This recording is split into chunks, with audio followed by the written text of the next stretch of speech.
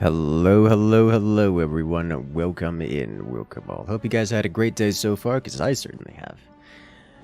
Well, I'm looking forward to some good old-fashioned StarCraft. We're going to start it off with your classic. It's a Direct Strike, because I enjoyed Direct Strike. It's a good time all around, Ship the Commander's mod. I want to say hello and shout out to everyone who is here so early, as we're just getting started. Hello there, Jonathan Takashi, Boop the Snoots, Arthur Ray, Mariol, Numlock, TV, Rhino, Blue Doom, welcome, welcome. Early hello, hello there, and psst. How are you doing? Direct Strike, woohoo, I know, right? How's everyone? I'm doing alright. I will say, I am a little bit frustrated, because I spent 4 hours on the login screen, waiting for my chance to get into Helldivers, got into Helldivers, loaded into the map. The moment I interacted with the map to try to pick something, just pick a mission, game crashed. It sent me right back to the loading screen. And I knew that was a risk. It was a risk I took. And it's unfortunate that this happened. So we're going to have to come back to that later. Hopefully, come end of night, early EU time, there might the player base might calm down enough to let people in. Best kind of striking, my favorite kind of striking, the direct striking. Apparently there's an update limit real. Yeah, they did the limit like 2 days ago. So maybe a day and a half ago. So that was not new. What is new is that they added a double XP weekend, and also it's the weekend, so their player counts literally jumped from what it once was to even higher, which is, you know, crazy. Any major updates to Direct Strike recently? Probably. I'm gonna be honest, I haven't followed Direct Strike updates recently. Ever since Mechabellum happened, I have not been keeping up with Direct Strike. Because Mechabellum is like Direct Strike, just standalone. As much as Direct Strike is a good time all around. I should actually check on Direct Strike. See what their patches are doing. Where's my Direct Strike button? Patch notes. Oh look, lots of patch notes. That is a lot of patch notes. So yeah, lots of balance changes. Some hotkey adjustments.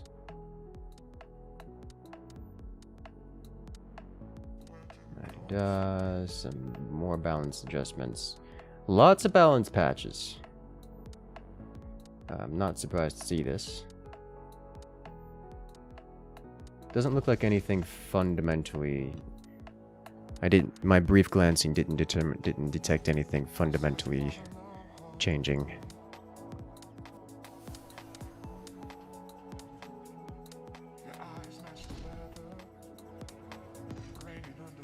Have you ever considered playing modded StarCraft II campaigns? There's some pretty good ones. Spike difficulty, hydrate modulation, cooling mechanics. I have considered, and largely determined that I'm not super interested in it.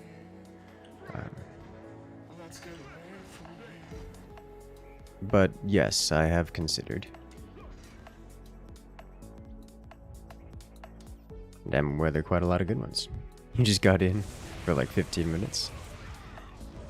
Yeah.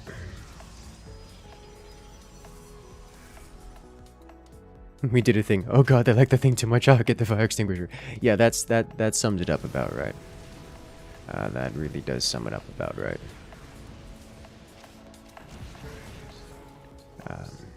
It's, you know, a good time for them specifically. Like, really good for them specifically.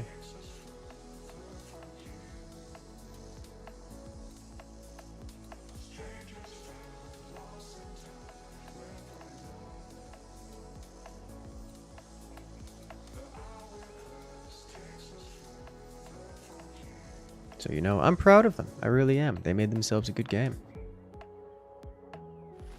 Made themselves a very good game. Makes me happy. Happy to see it. Happy to play it. I think the thing that makes it... I was talking to a friend earlier about this, and the thing that seems to make it better than most other games. Because Helldivers is one of those games that it is good, but it is a game in which you guys actually enjoy watching, which is weird. Most of the time, if I were to do something like, say, try playing a game that isn't a strategy game, or one of these type of strategy-heavy games, then y'all just aren't interested in watching. Which is fine. You know, everyone has their own interests, it's not a big deal. But it does mean that I can't meaningfully justify playing the game. Helldivers, on the other hand, you guys seem to enjoy watching. Not quite as much as the other strategy games, but more than anything else that isn't Forts. Like, even higher than StarCraft, which is cool for me specifically. Because it means I can play a game that you guys enjoy watching. Which is nice. I'm into it.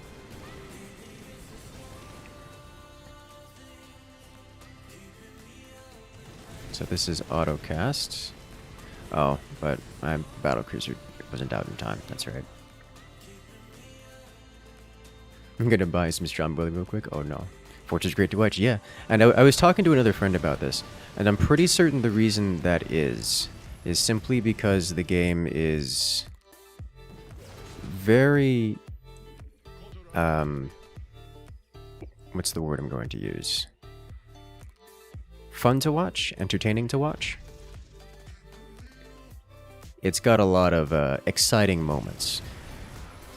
Unlike games like Darktide, which are fundamentally similar to Helldivers, Darktide has a lot of visual clutter, whereas something like Helldivers is just, it looks pretty to watch at all points in time and you can see what's going on.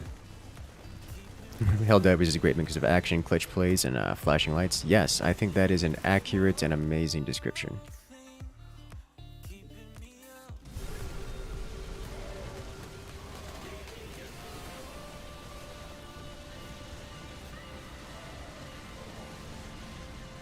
Alright, so while my opponent is currently winning the ground, what he is not doing is winning the air, which is going to bite him in the butt very quickly.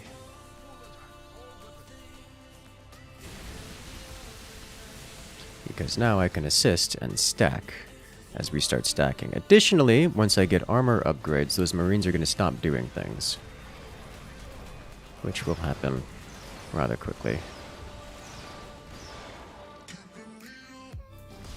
Which I think is about time to start doing.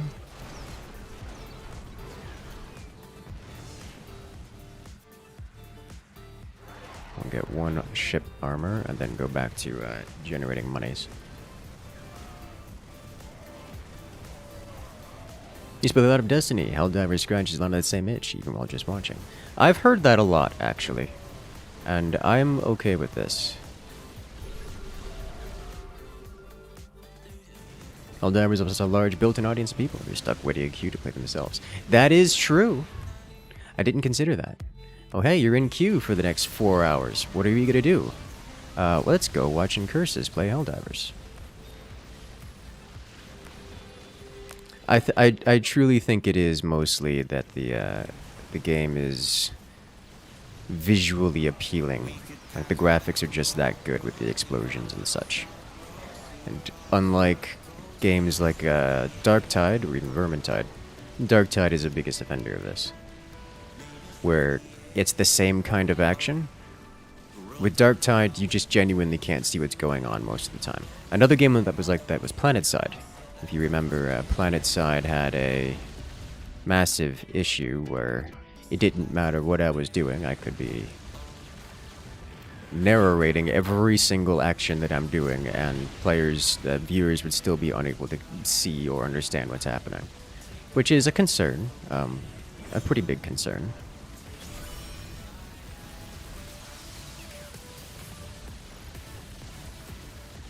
You know, that's an issue.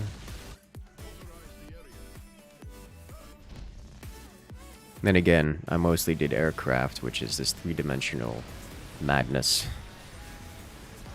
I'm running around like, oh, get it. Hey guys, there's a scythe 500 meters off to my side. Can you see it? No. Is it on my screen? No, but I'm going to react to the one that's 400 meters to my other side first because it's closer and also heading toward me, whereas the other one that's off the screen to the right is heading away from me and is only going to turn around and do this loop. So in the time I have to take for that second one to loop around and get on my tail, I'm going to be able to finish out the first one and jump on that. And you have so much of that happening that it's a bit much.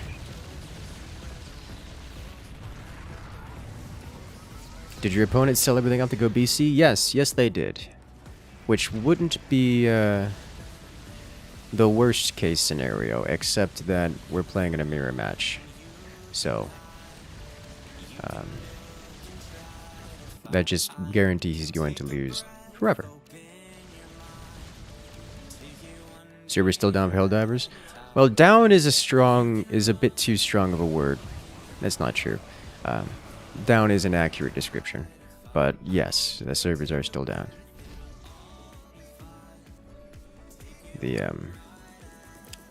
I was in queue for 4 hours. Got successfully through the queue, booted up the stream as a Helldiver stream. And then proceeded to have the game crash, which resulted in me going back into the loading screen and the queue boss. So we're not playing Helldivers tonight. Are those Dragoons gonna finish it? Oh lord, it's close. Yep, there it is. The skies are full and there aren't any open spaces for Corvettes. That's actually a problem. It's actually a real problem. You know, for someone who did the least damage on the team, I kind of bodied our opponents. Which I think is to do with our opponents selling everything off and not having anything left to shoot at. It's probably related. Alright. Sweet. Let's do it again. I like that.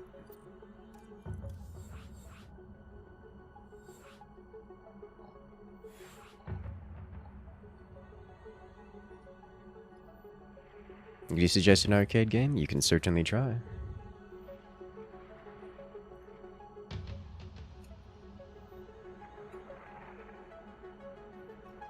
Fair assessment. If your game ends in "I'd," you want to reevaluate. The Tavern Battle. I'm not super into Tavern Battle. Like, it's okay.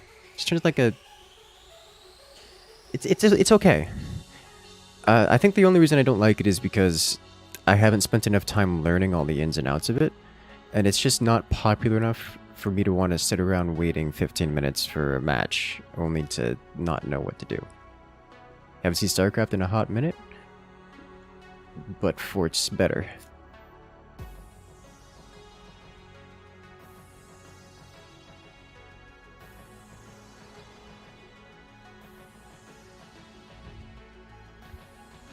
Like, Tavern Battle is fine. That's my opinion on it.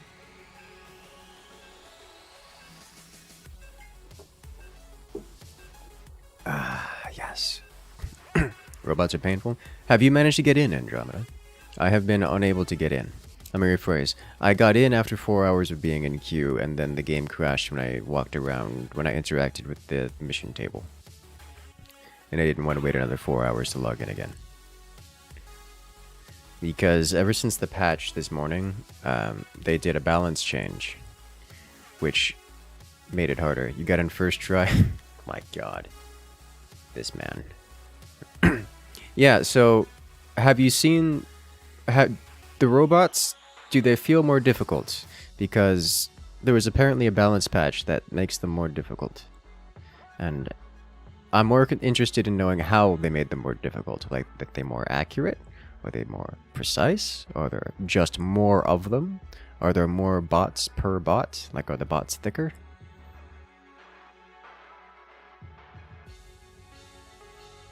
Didn't show you in the main menu at all when you were online. Well, that's because I was actually on the ship. Like, I did successfully log in there, Hex. Like, I did successfully log in. I have it on stream. We were streaming it earlier. Or at least, tried to. And, I made it onto the ship and then proceeded to get bullied back to the Q boss.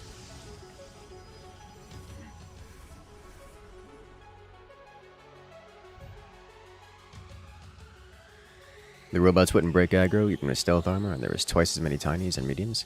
Interesting. The robots not breaking aggro is not unusual. They don't usually. There is usually just a few of them of the group that never break aggro, which is unpleasant. As you guys know, there's a Twitch drop. There is a Twitch drop, yes. Yes. That's red, so that's my opponent's home versus Svan. Which is actually kind of obnoxious. Spawn in the middle.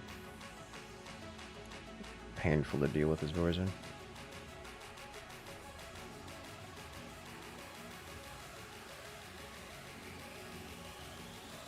It really pigeonholes me into a specific build. Response. Something special, medium armor medkit. Just letting people know. Yeah. It does seem nice. Unfortunately, I will not be able to assist with that endeavor. You drop out of LOS about 100 meters out from the rocket robot, and they get bonked in the head by a random missile. He just keeps doing that. Yeah. The bots, for reasons beyond my understanding, sometimes never de-aggro. Try running through smoke, try doing all the things, they just never de-aggro. It's not every bot, it's like some specific bots that feels like some specific bots will just glitch and decide they are omniscient and will never not know where you are, even to the point of shooting through walls at you.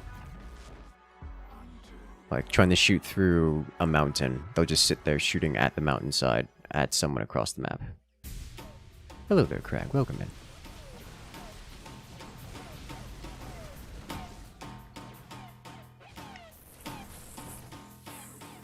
Long time no striking.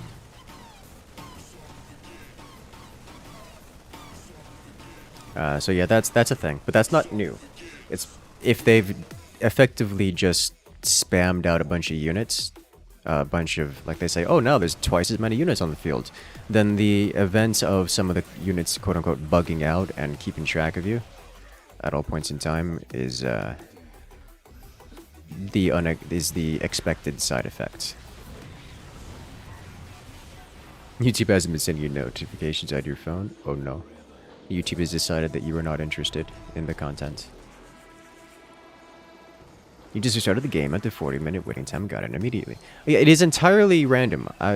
It's like there's no queue for it.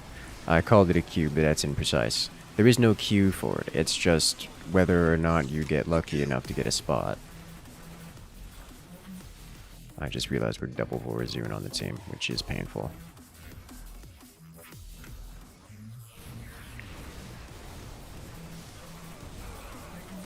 And glitched out again in the stream. It probably did, because I technically had a stream earlier for Helldivers, and then had to cancel it because Helldivers was literally unplayable.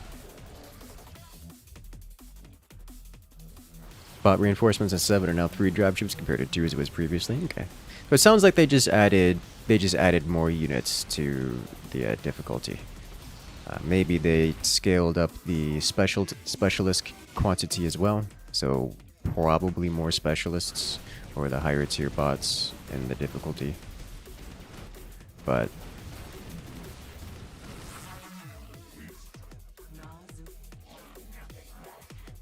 you never get the first one out of it. You get the actual thing in the subscription channel, but not as a push notification. Interesting. Okay. That's likely just YouTube determining that the channel isn't deserving of a push notification, which is unsurprising. Been a minute on Dark Tide since you felt out of practice. Yeah, makes sense to me. That is how the Tide games go. As much as the Helldivers has absolutely cannibalized much of the Dark Tide or the Tide games player base, it isn't because they are the same game. It's just because the people who play co-op campaign, co-op horde shooters are the same type of people.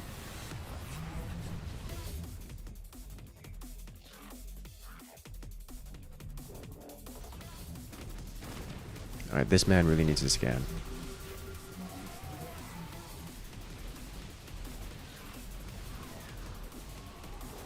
But if difficulty 9 is just 4 drop ships and lurch make constantly with flares, you get... I mean, difficulty 9 was that way before the update. Like, on difficulty 9, if you got flared, the solution was don't be there. That was just the solution before the whole difficulty patch happened. So... I don't see how making that change is going to have any difference. Just don't be there.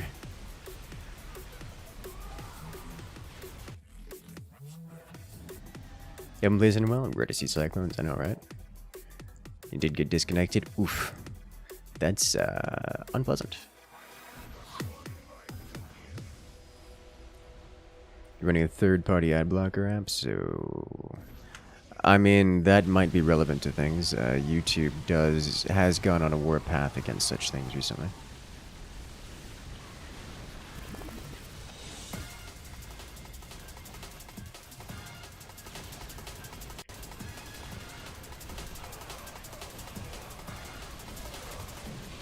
I think they should have made less smalls, more elites instead of more everything. I don't think there's a correct answer there. Some people like more everything. Some people like more some things. Reality is we're going to see balance changes over time, and I think it's not something that I'm particularly concerned about at this stage.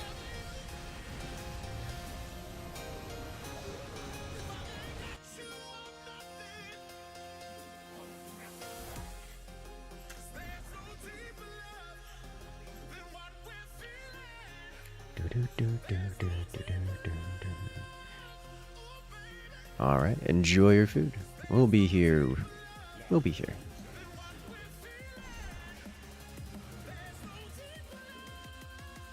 Let's get the web going. Hello there, Patrick. Welcome in.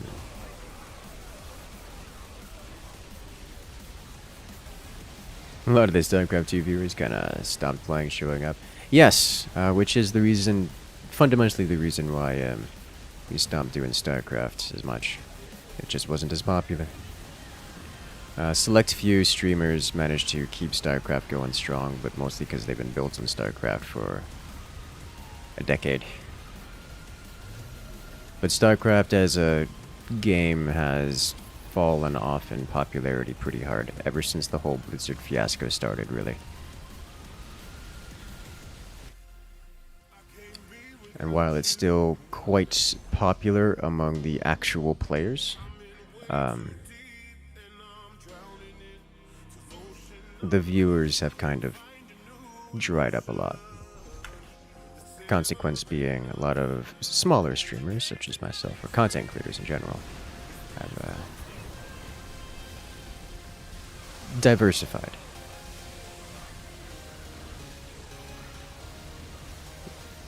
GGG is the only one you really see? Yeah. Yeah, that's not surprising at all.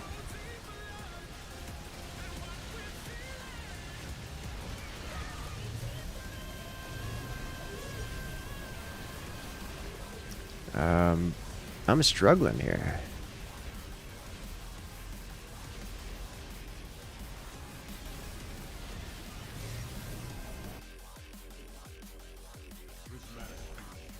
Does this man have armor? No. It's got attack damage upgrades for Cyclone spam? This could have been so much worse for me. You always have the battleship heart. Hey, well, I'm glad you enjoy. Have you been checking out Zero Space Stormgate? I have. I haven't played Stormgate. Zero Space has my interest a little bit more. I think that's mostly just because of the theming. I like the Zero Space aesthetic more than I like the Stormgate one. But yes, I have been following the news and such very closely.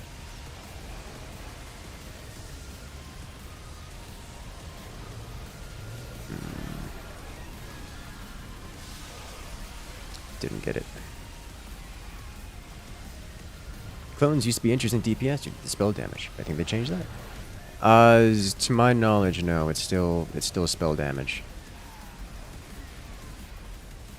which is why I'm questioning his choice of attack upgrades, because most of the damage these Cyclones are doing is spell damage, which is unaffected by the attack upgrades.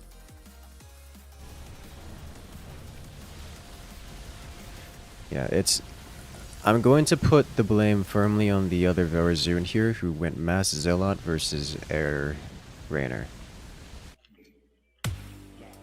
As much as I love the idea of Mass Zealot, it just doesn't perform versus Air Rainer. I've been trying to assist with this, but we're a little too late, I think. The Dahaka is doing great things with trying to start going creeper hosts, which he started doing a couple minutes ago. And the reason for that is the creeper host stack, which assists in crashing through my wave and then inevitably through the Rainer wave. But you notice my wave still crushes quite well. Even having to deal with things like level 3 shock divisions. There's only so much I can do about these things. What I do need to add is some more Corsairs, mostly for the web, because the web allows me to deal with a lot of these Cyclones.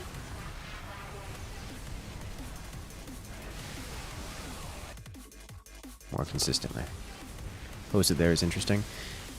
I understand it in this context because the air burst is dealing with the Rainer, which is the big threat because the air Rainer is largely uncontested right now. Vorazun air supremacy. Vorazun air supremacy, best supremacy. I just need to get enough of these out here to chain web. I don't have stasis wards. Ah, that's right. I was gonna say, like, I don't actually have the upgrade for it, but it's still auto-casting. Luckily, they ran went BC instead of something good. Versus Rainer, yes. I mean, versus Vorazun, yes. It could have been Mass Bio, which would have just been a catastrophe. Something like, well, Mass Bio would have been a catastrophe here. The air allows us to win, but the air choice is still devastating our team because our Vorazun hit their direct opponent. The second Vorazun on the team is just not contesting it very hard. He would masses a lot and is only now getting into Void Rays. So it's going to be a little while before we even out, but Dahaka with the Creeper Host is coming in clutch here. Just allowing the stack to happen to assist outside of his wave. Doing his part very well. I'm surprised, honest. Yeah. Haka is doing his part very well. Like, he's punching above his weight here. Which is, you know, nice to see. Oh my god, I'm not going to be able to deal with all this. Now the Hyperion is here. Alright, I'm assimilating.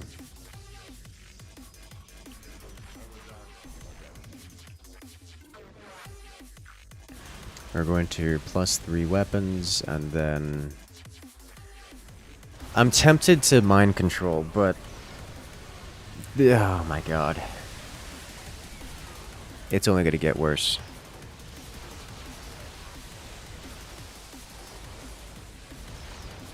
This is going to be bad. Can you control BCs? I can. Of course, the problem is I typically only see the BCs after pushing into them. They typically don't make it to my wave.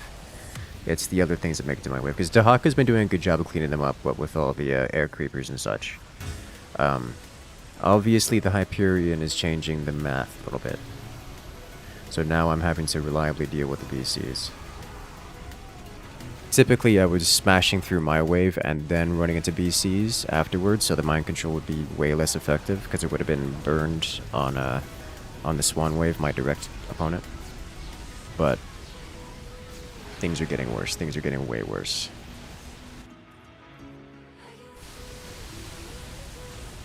I'm going to save Black Hole for when we get into splash damage range of the Nexus.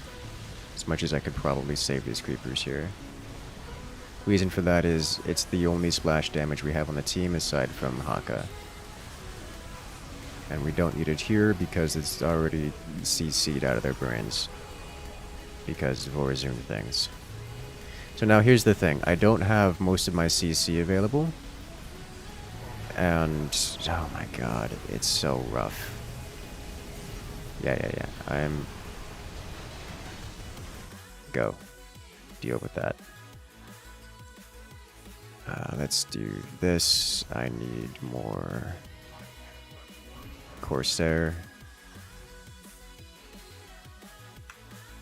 And I need to cloak these specifically.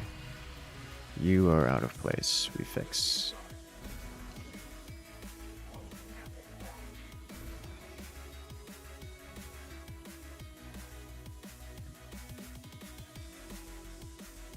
Alright, that's all we're getting.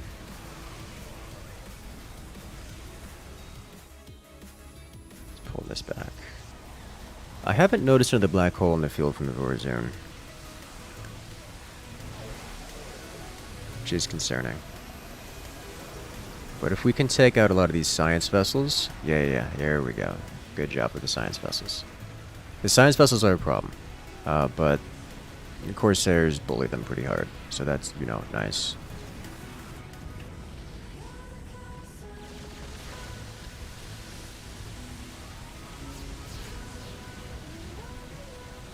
Okay, he is up to +3 armor on those BCs, which is just going to make my life difficult. We have enough Corsairs to bully these science vessels as they are, but I want them exterminated with extreme prejudice. So we're going to continue doing that. And I'm purposefully stacking on my Void Rays on this one side to get critical mass much faster. Hello there, Kalijah. Welcome in. Air armor for the BCs. I don't know, man. My question is not whether or not it's good, but whether or not I have the money to afford it. Like priorities, and I don't know if that's the priority right here. Like, we've got 2 lines of stalkers in front of the Void Rays, and we also have 1.5 lines of Corsairs, which are taking hits before the Void Rays even start taking damage. So I don't think it's a super high priority here, because once the Void Rays become the target, like, it's over real quick. You cool if Mechabellum had more modes like this. Yeah, I think that is one thing about Mechabellum. Direct Strike has more development time and just more stuff. You gave up on Helldivers? I did give up on Helldivers. I don't want to wait another 4 hours. Just to have a chance to get in.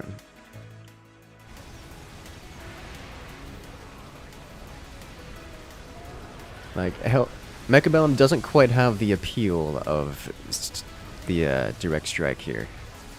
Not yet. But it's very similar. It's close. You got in only not to be able to do anything. Oof. I was able to purchase new toys because the backlog of goodies came in. So I got a bunch of upgrades from all the money that I had been banking up. So that was, you know, cool. I got a bunch of samples. It's gonna be on Palworld when she makes it. Yeah, I was on Palworld earlier, and I posted it on Discord. I don't know if you saw, but I finally perfected my Anubis, which is, you know, amazing. It was like 260 work speed, which for reference, the regular work speed is 70. So that's many percent more than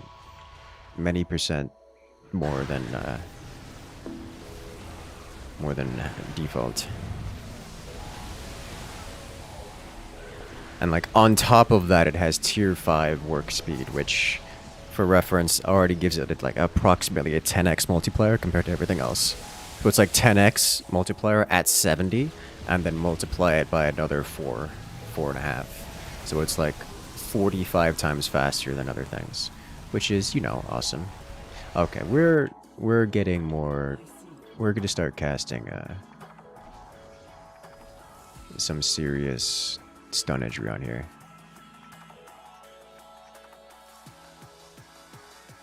There are PlayStation players who ask you for Xbox players. That's interesting to me. I would think that nobody would care. Nobody on the PlayStation side of things would care. How with Liberation? There was no Liberation. we were denied access, specifically because there's so much liberation happening on the planet that there's physically no space for our destroyer to arrive, and therefore we were denied access. Too many soldiers showing at the battle. Not a problem we see every day.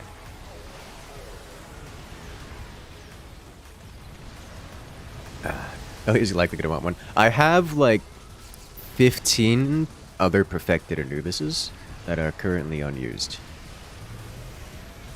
because I just don't have a need for them right now. Oh, that's so much stun.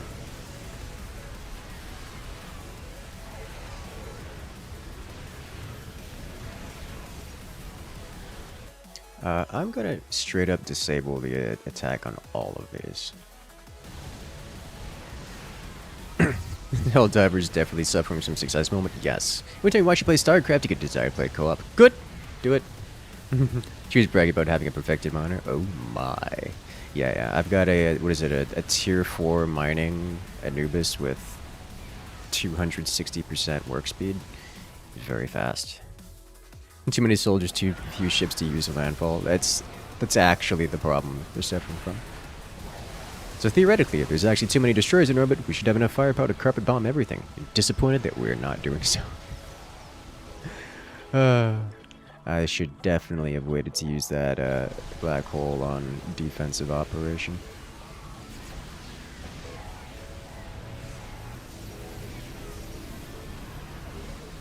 Oh boy, all those okay, all those nodes got wasted immediately. Alright, so what am I gonna do here? Because I'm getting outscaled. I think I need to start spreading these sideways. Like so. And then get air and shield upgrades. We're just gonna auto-cast them. I think it's past due time for that.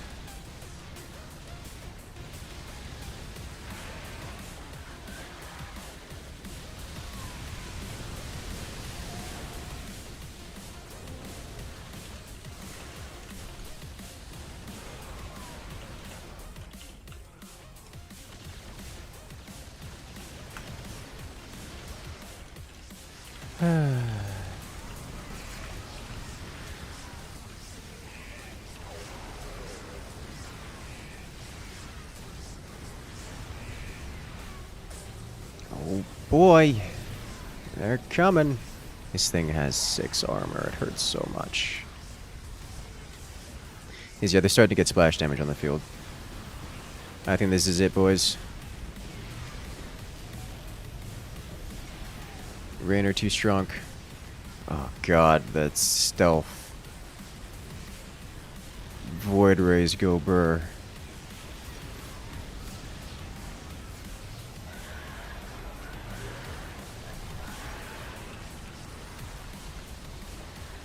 Oh, that was close.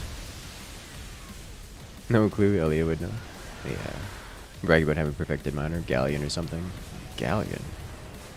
So the best miner in the game, tier 4 miner, would probably be Plasmut.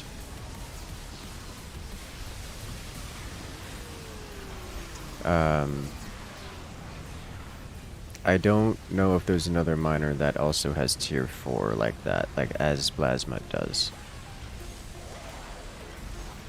God, the science vessels comboing onto the high armor dudes like these whale guards is just a bit much.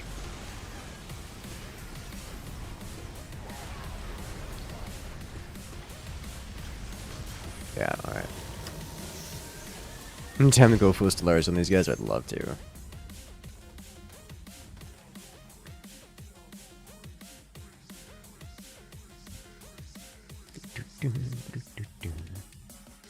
A few Zealots might be good to stun, a few DTs to station the doors. I don't know. The that felt like we were fighting from behind for far too long. Have you seen playing Stellaris as the Pyramid Van video? Not to my knowledge. However, I can easily see how that goes. That sounds more like a default playthrough to me.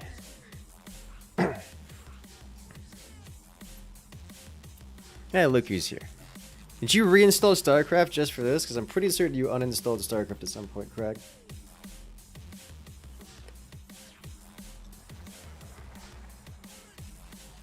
Now I'm curious there, Ken. Which creature was it? Astagon is also level 4 mining. No, that makes sense. Astagon. Okay, yeah. There you go. Yeah, it's either Blasmud or Astagon, and Blasmud I consider the better one because it doesn't do other things. Astagon does other things and therefore gets distracted. Blasmud doesn't. I think actually Blasmud just does mining and cooking, which is not much, whereas Astagon can do like transporting and such. Just like it can do handcrafting as well.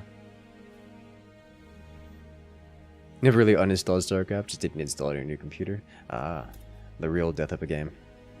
Obsolescence.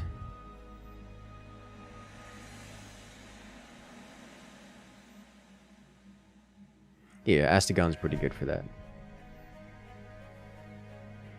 Astagon has tier 1 handiwork, which is prioritized over mining. Yeah! Yeah, it does. My mining base has a Blasmud on it for that purpose. Anubis is super useful. Anubis is just, like, good for everything. Oh, for 2 minutes to learn this video? Think that, sweet Andromeda.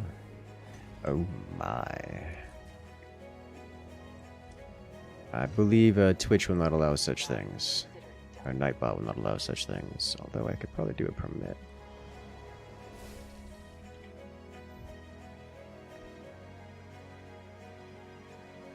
Join YouTube membership. I mean, that's a good idea. She's gonna pass it. She's up gonna pass a computer to her. Good luck out there, Ken.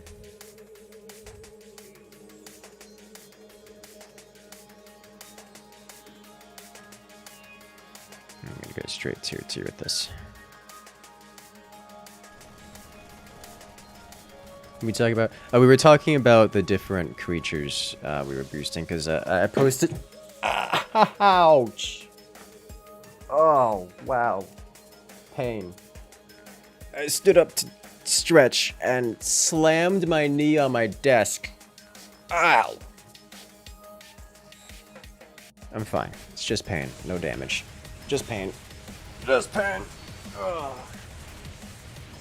Little pain never hurt anyone. Alright, what am I dealing with over here? Orange, who has not revealed anything yet to my knowledge.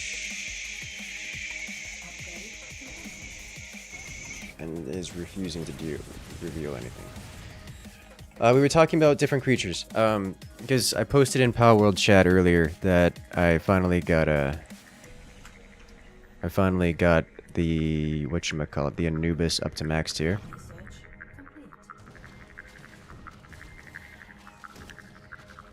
So that was, you know, awesome. It was a 250. Let me. I can pull. I don't know why I'm just. I can give you the exact number. I took a screenshot of it. It's 254 work speed with level 4 mining and level 5 handiwork, which is, you know, awesome.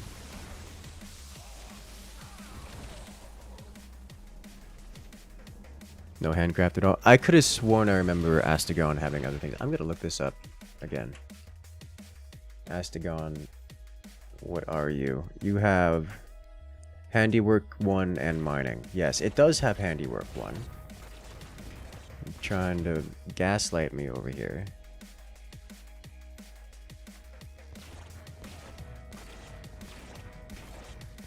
No, there's no handcraft station there. Ah, okay. I see. That's what you mean. Yeah. So it's for the same. It's for the same reasons that I use. What is it called? That I use Blasmud for mining, because it's also tier 4, but has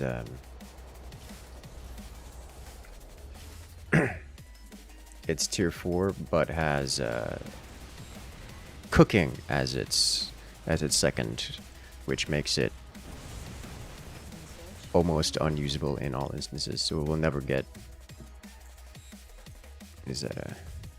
never gets interrupted.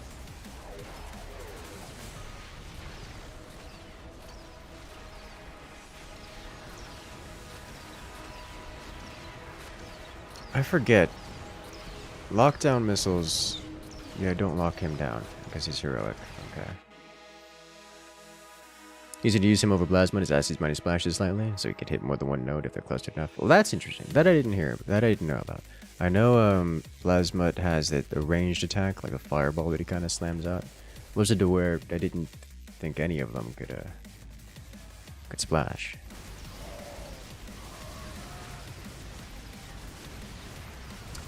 I'm about to get spammed with, what is it called?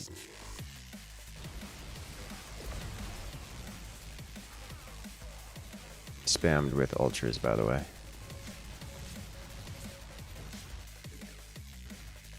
Which is going to be a problem. Oh, Zerglings, that's almost worse.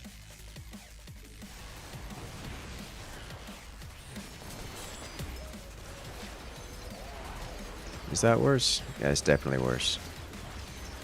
For the moment, at least.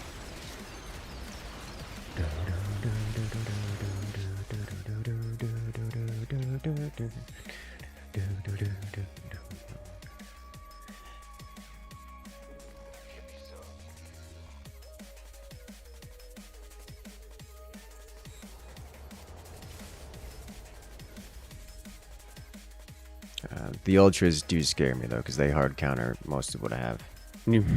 This new Mecha Bellum looks identical to Direct Strike. Oh no. Plagiarism.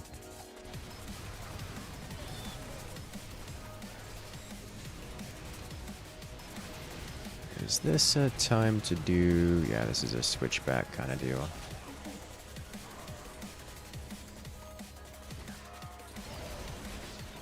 Nah.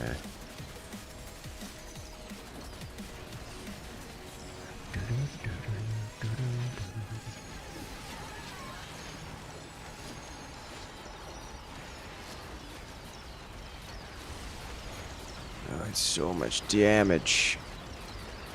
Gary's just gonna solo the tower.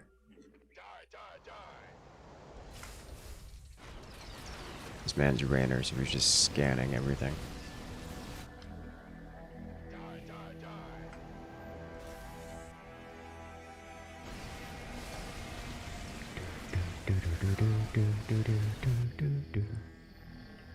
Alright, so with this should be alright. I think the next thing we're going to need is the,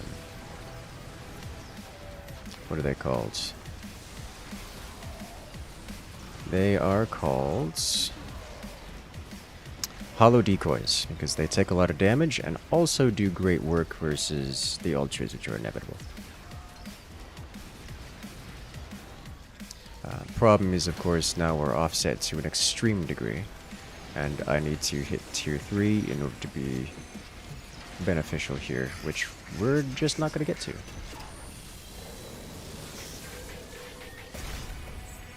Well played. You're constantly tempted leaving. You're constantly tempted leaving teammates. Yeah. Or teammates leaving. Yeah, I mean, it is what it is. It's a multiplayer game. That always happens.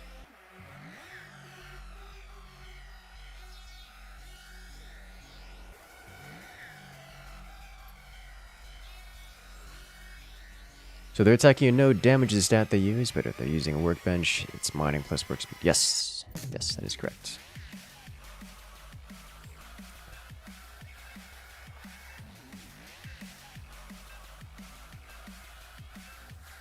At least they didn't rip off Nintendo. You mean Digimon? You mean Monster Pals? Oh no. Hello there, Goblin. Welcome in.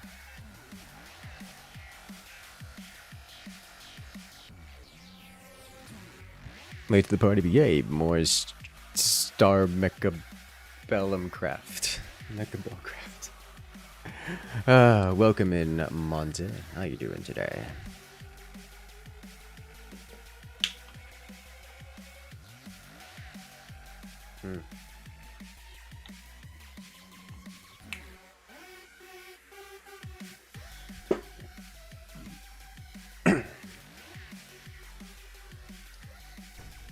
Alright. Let's go. I need one of these to kick off, and then we go this way. I don't have more here, do I? Ooh, unused points.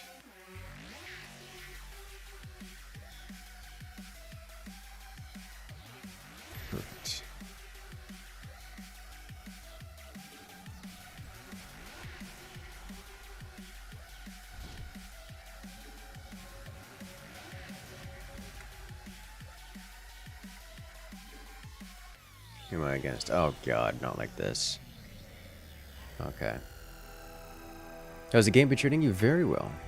Apparently you've been mining in Pound World wrong. The right tool is not a pink, but the spear is different.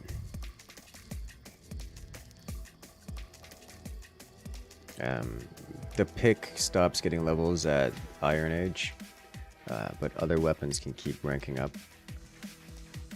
In all reality, if you're not using a pal to mine, you're already subpar. But if you're mining personally, the spear will be faster than a pick. Like a tier 1 pick or tier 5 Lilith spear. One of these is not like the other. Checking out a Red Rose Pizzeria. Yeah, name is fancier than it's just. So me and pizza have a history. I have a love-hate relationship with pizza. I love to hate it. So I'll you know, I'll get back to you on that one.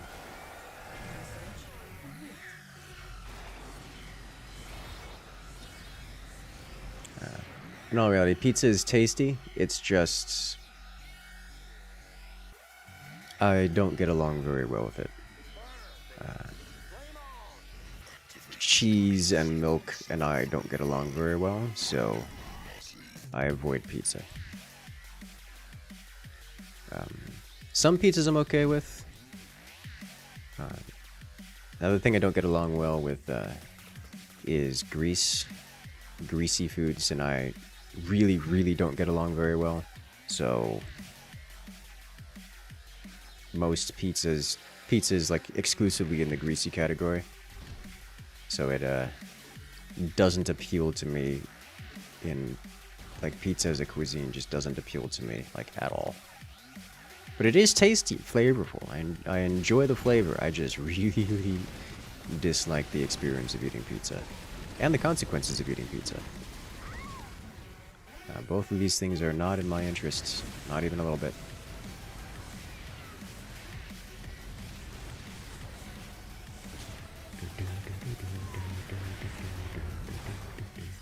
Pizza is good. It isn't good, it's tasty. There's a difference.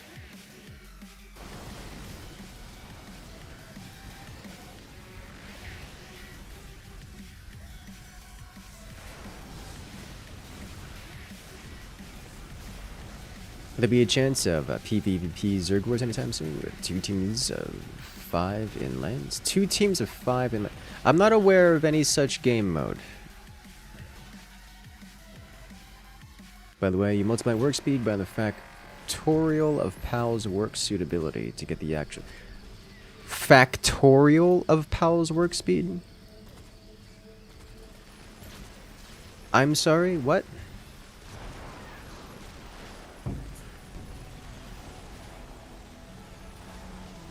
Like 5 factorial times work suitability? Or 5 factorial times work speed? That's the speed?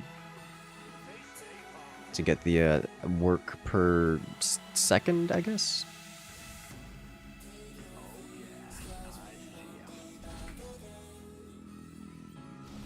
That's actually something I could check in game. A pizza, you can live just fine off of pure pizza and multivitamins. Yeah, yeah. Sure.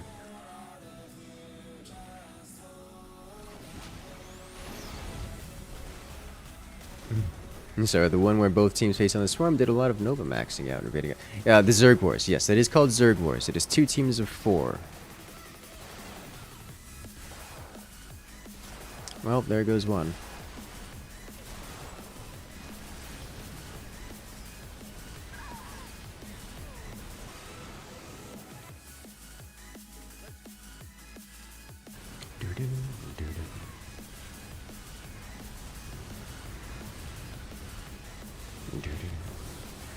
So that's going to put me against Phoenix as well as Rainer, and that means I want to do... we have anyone going air? Not me. Not me should be air. This also means I should do... oh boy. Wraiths? I wanted to go Wraiths because Wraiths are just amazing here, but I think I'd go Science Vessels instead. Science vessels make our opponents' lives miserable.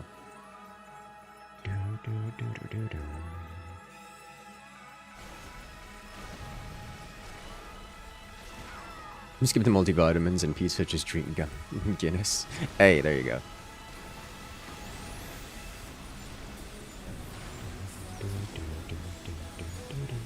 Oh yes, well that is a lot. That is certainly a lot. That's what 5 factorial is, let's see, 20, 60, 120 times the work speed of, let's see, 120 times the work speed of 254. Yeah. 3,100 work units, I presume, per second. Potentially per minute, but per second makes more sense from a readability perspective.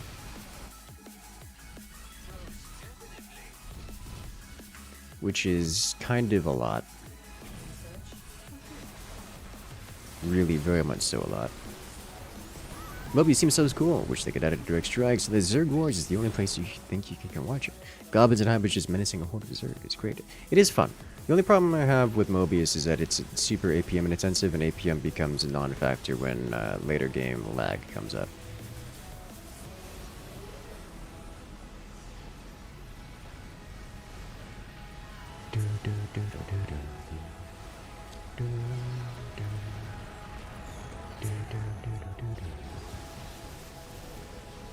This is mathematically true. Yes. Is it? Yes. Wait, what?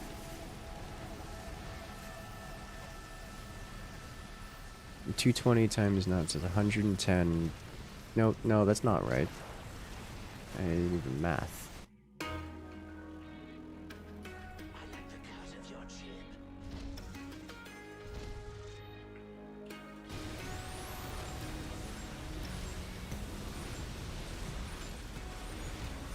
Five factorial is 120. 220 times 0.5 is 110. 230 minus 110 is 120. You are correct.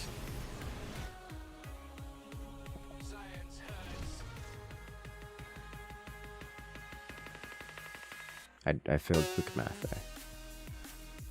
Lag sucks, but the massive raptor wings clearing spawn is worth the FPS drop. It kind of is.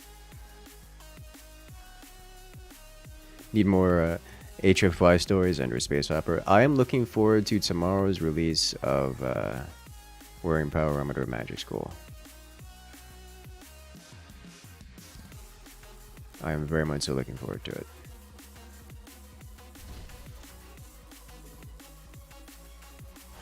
I will build so many science vessels that they cannot be defeated.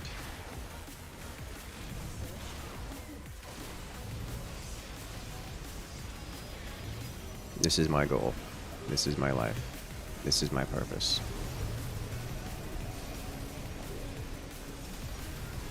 We will sit here and delay indefinitely. Look at, it's beautiful. 2 Raid Liberators soloing the entire Phoenix wave because infinite science.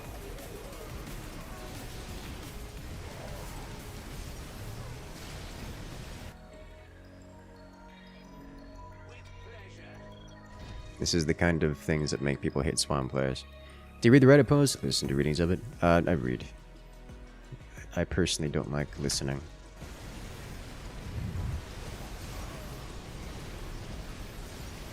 Locate them on Railroad. There's the appropriate place to yeah. It's the better place.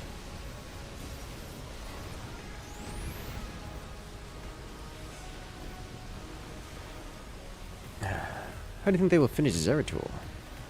Not sure. Will they count as a science victory like in Civ 6? Absolutely. Locate what in Railroad? HFY stories. Talking about HFY stuff. Good to see Swan is still good.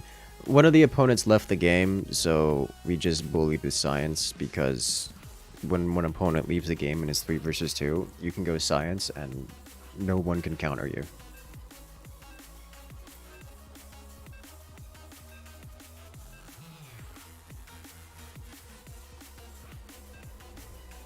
Oh, the reason you enjoy reading is because reading a lot faster than listening. That indeed it is. Have you read the story Amongst the Bones of Heroes? I don't know.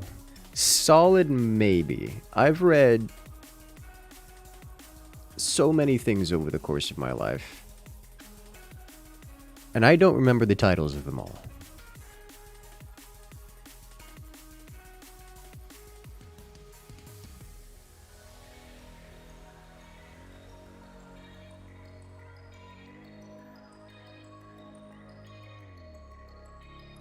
In reading, you can pay attention to everything. Yeah, like I've tried listening to like audiobooks of I've tried listening to like audiobooks of things from HFY, but my problem is I really don't like. I have a hard time listening to things in the background. Like if I'm not reading it, it was the same way in school. I have to read it in order to understand it. Just listening doesn't do it for me. So listening to an audiobook just doesn't work for me. And if I'm going to do something like do one of the audiobooks that also has the text scroll as it goes through, I just end up reading it and not listening to it at all, at which point I'm limited by the speed of the scroll, so I just don't bother with the audio at all and go straight to reading. It's just better.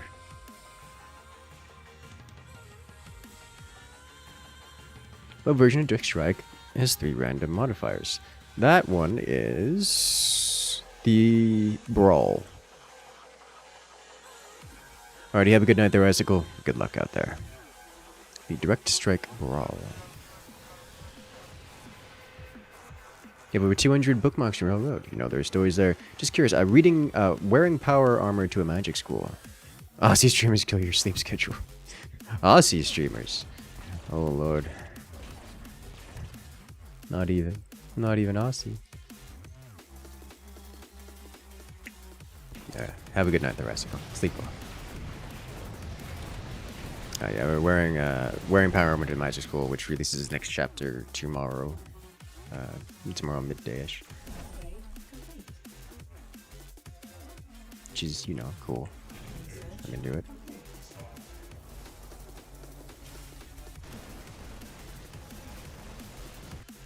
I've been reading so many books. I see nothing wrong with this. And you're running out.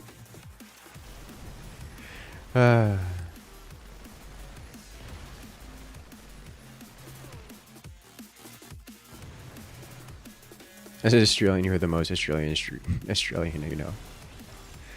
Oh no. They've taken over. Oh, so that's what the Fort Stebbs are trying to do to me this whole time. They're trying to turn me Australian. Turn me into some kind of Aussie.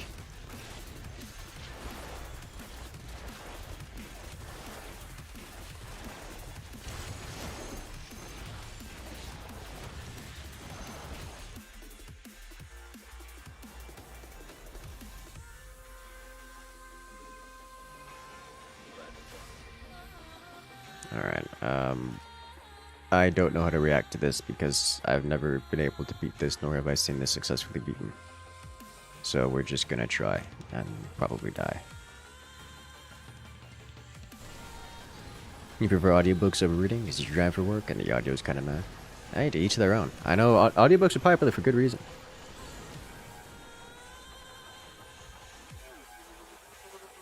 Aussie with a Z for the phonetic way we say it. Hey. Hello there, Mad Dogmatic. Welcome in.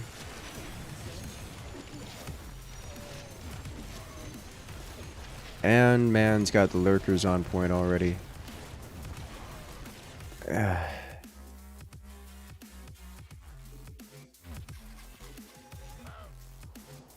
is a problem.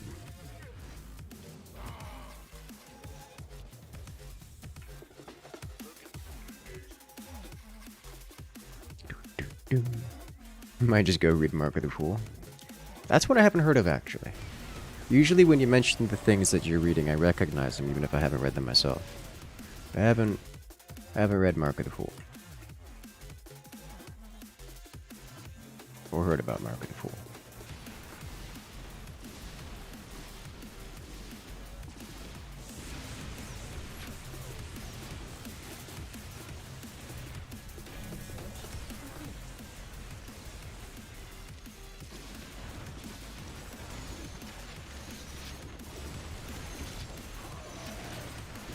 Alright. There we go. This one Banshee coming in clutch.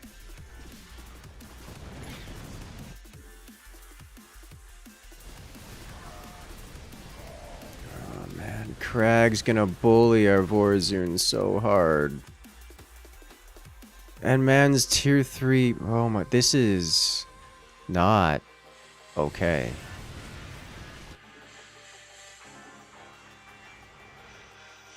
This is so many levels of not okay. Crag, what are you... I do not foresee a world in which we win this. It'll be needed to beat Science plus Lurker. AoE single target range. In what context?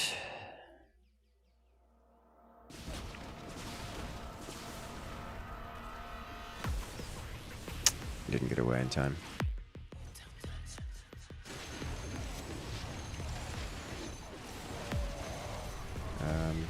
Yeah. Okay.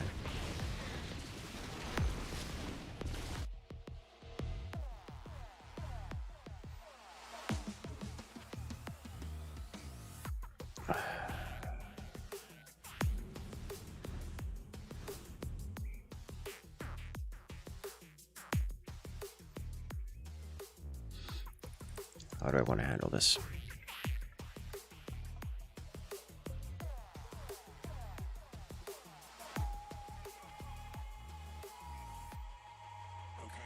I probably want a couple Hellbats out front just to mitigate the lurker damage.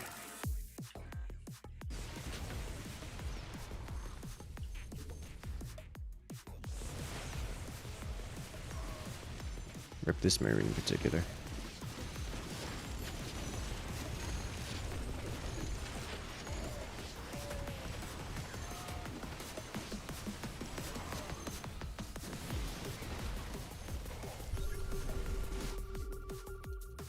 I hate having the scan there. A couple of Hellbats at front just stop a lot of lurkers.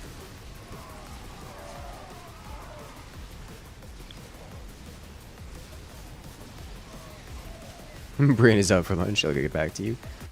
Fair enough.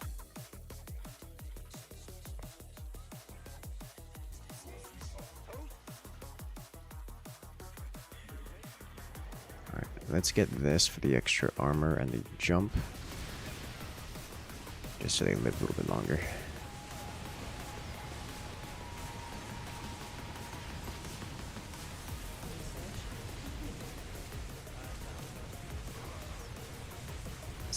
For some reason I didn't recognize that he was over there. I am going to need to scan here, but looks like my wave's going to get wiped before it matters.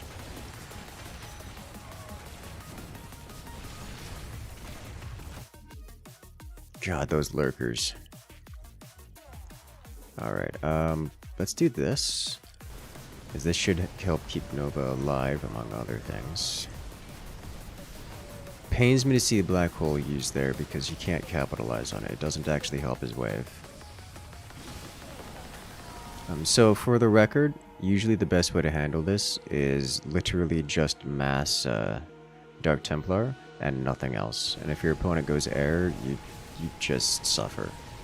But you can at least clear the ground and then start to work on the air a little bit. As the alternative is you just die outright, which is what's happening here.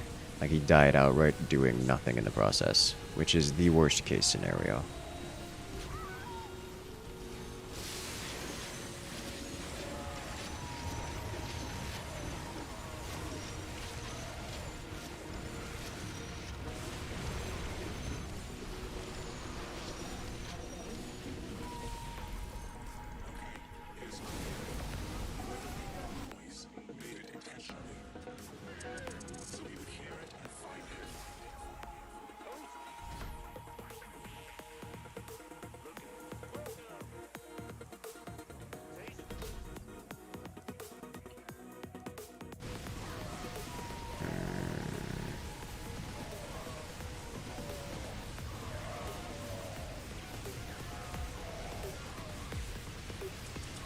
Oh boy, that's a lot of damage.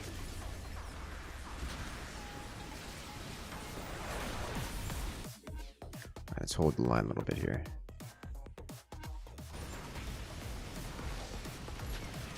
Just a little bit. This is not enough holding the line. Okay.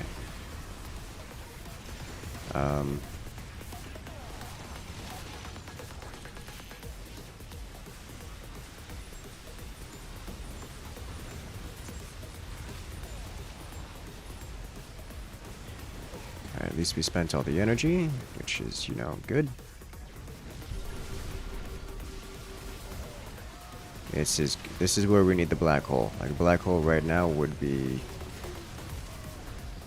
It would save us, but looks like that's not going to matter. I imagine it's not going to matter too much in the long run. I need the hollow decoys on the field.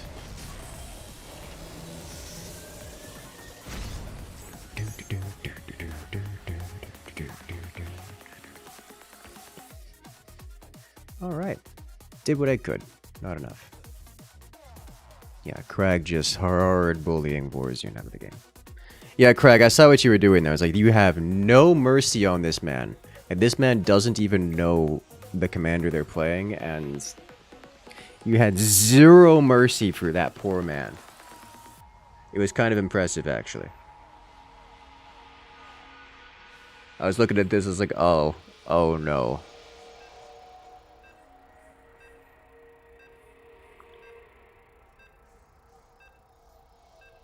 Your Tychus went 0 gas, 3 gas, and 0 AA for the mass matches. Yeah, their Tychus your Tychus gave me hope that we had a chance in the game.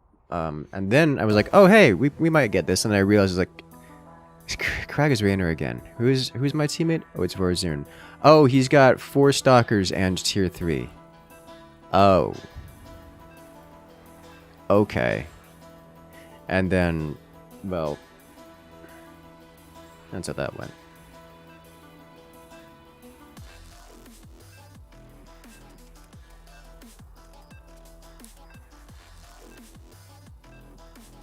Only team one is because for Stukov. Yeah, Stukov wasn't so bad. Stukov was doing his part reasonably well. It was just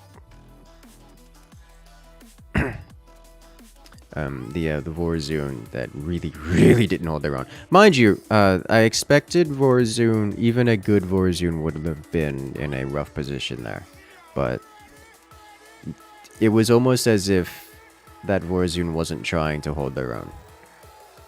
I'm sure they wanted to, but oof. Also, welcome in, Richie.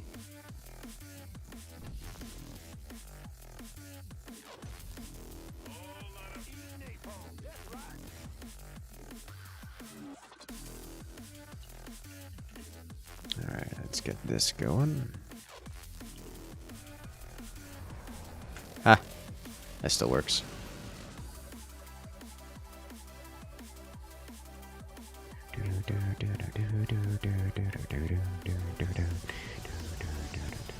Like, I had hope that Stukov might have held the line stalled enough to make things, to make a comeback, but it didn't work. Alright, so we got Raynor in the 3rd position, no Tell in the 1st position.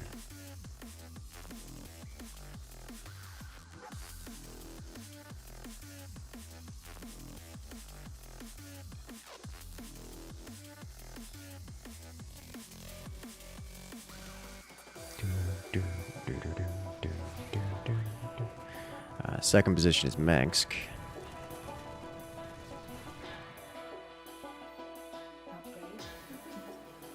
Ooh, Richie on that Vorazun. Oh, Vorazun versus Nova. Well, that's a knife fight in a closet. How do I want to handle this? Do I want to get aggressive here? I don't particularly want to start nuking. I guess I could. I've got 5 resells available. Oh. Versus Tychus. Uh-oh.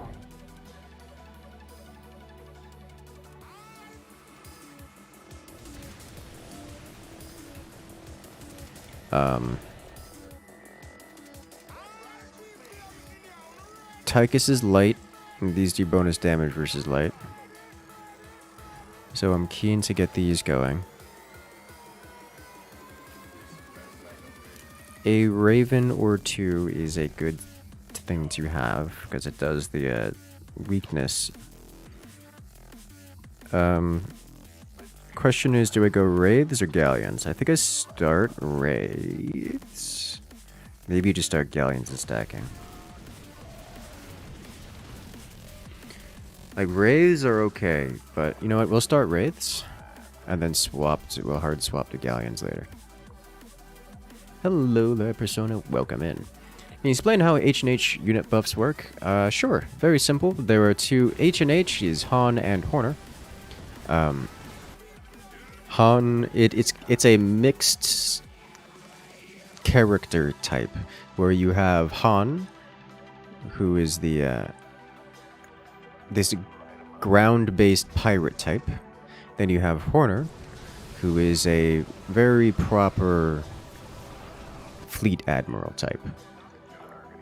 And so we have this mishmash of this strange abomination amalgamate of pirates type ground units and proper fancy elite void ship type units.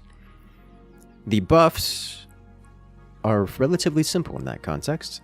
For every single Han unit you have, Horner's forces gain bonus attack speed. For every single Horner unit you have, Han's forces gain what is it called? Is it life per second? Is it regeneration? I forget. Attack speed. So it's HP and attack speed. One gives attack speed, one gives HP.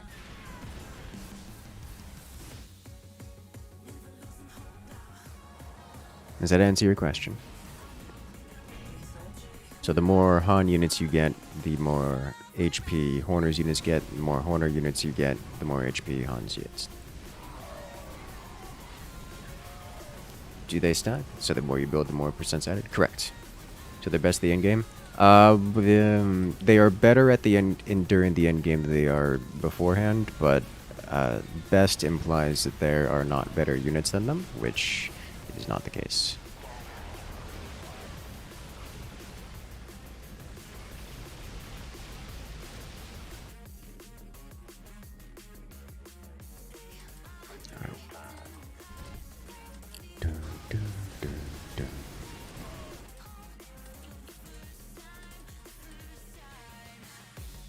How do you counter Tychus with H&H? Very carefully. The best counter to Tychus is Tychus himself, because Tychus is very difficult to play, and if he makes one mistake, is forever behind, like indefinitely.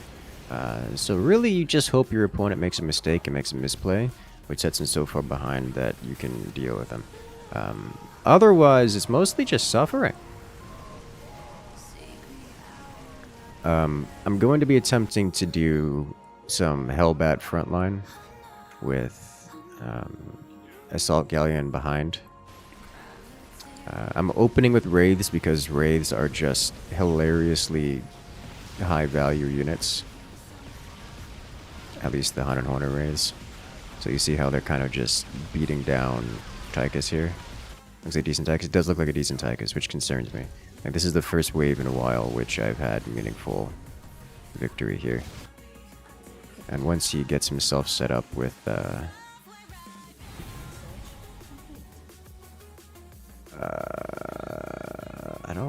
don't want this. Once he gets himself set up with proper AA, I'm gonna be in trouble. At least these Wraiths are gonna stop working. So I'm going to swap out to Assault Galleons once he gets proper anti-air set up. To add burning and stun with move speed bonuses. In your opinion, what's the best siege unit in direct strike? That would be between the, what is it called? The infested siege tank and the Nova siege tanks.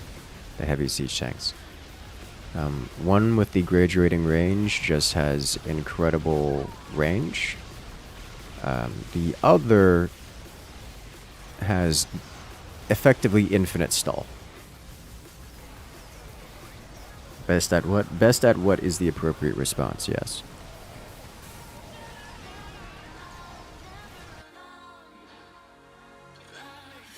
Because the siege units kind of specialize in different things. You do love Stukov tanks. Stukov tanks are amazing. Isometric spreading of democracy and liberty, yes. Very good Emperor Mengsk will guide us to a proper managed democracy. Mengsk tanks done. It's good, but it isn't amazing. Like, it's nice to have, but it's not game-breaking. It's certainly not the level of a Stukov unit spam, or tank spam. Alright, so given that the Wraiths are getting stunned, and half of them are now outside attack range for a majority of this battle here, what we're going to do is we're going to be selling all of these, and swapping them over to Assault Galleons.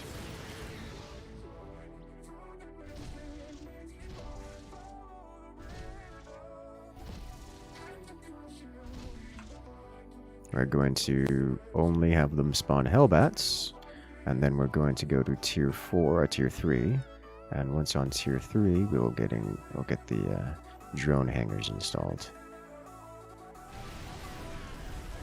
So not tier 3 Mengsk tanks? No, the tier 3 Mengsk tanks are good, but they're not exceptional. Like, they're just a good solid tank. Like, if you need a siege unit to do something, anything, it's between Raynor tanks and the Mengsk tanks. But if you need a siege unit to deal massive damage, that's going to be the Nova heavy tanks. And if you need a siege unit that just obliterates everything on the ground indefinitely, that's going to be your Stukov tanks.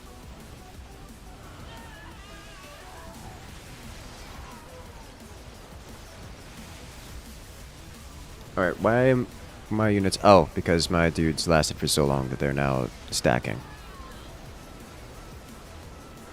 I was like, wait a minute, why am I not fighting Raynor? I'm sorry, Tychus. It's because we beat Tychus to the point where we just have an army left over.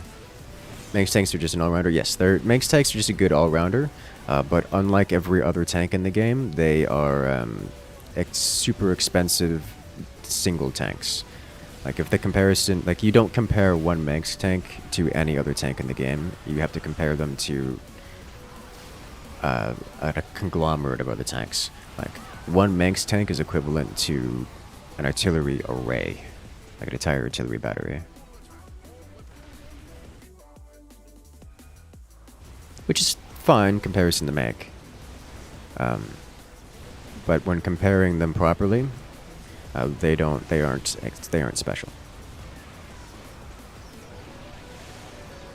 Try against Swan. Yeah, Swan's tanks are kind of just mediocre. Yes, they hit... Their gimmick is they hit harder per tank than the other tanks. But... they're so slow and vulnerable, they just aren't amazing in practice. Yeah, you see how effective the sudden switch is? Tychus does not handle that very well. Of course, I can't do that again, but very effective. Also, Crag with the damage output. Time to walking barrage! And Stukov tank get 2 different types of attacks, so they can attack with the cannon and the spine crawler whip at the same time. Yeah, they are quite effective. They're good at being good. Very good at being good. Kind of wish Mengsk was allowed to spend money making his Earth Splitters just because of memes. That would be fun in a non-direct strike game. Because I like having teammates that are meaningful participants in the match and don't force me to lose games because memes and for no other reason.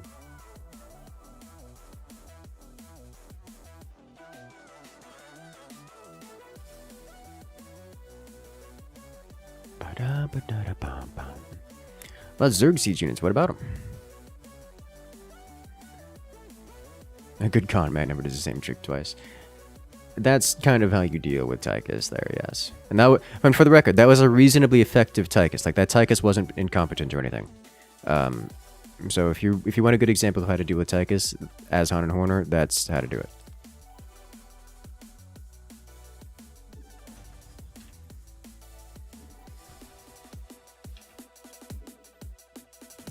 Eventually, Tychus outscales and will overrun you forever, but for the first 15-ish minutes, 15-20 minutes, you can kind of compete.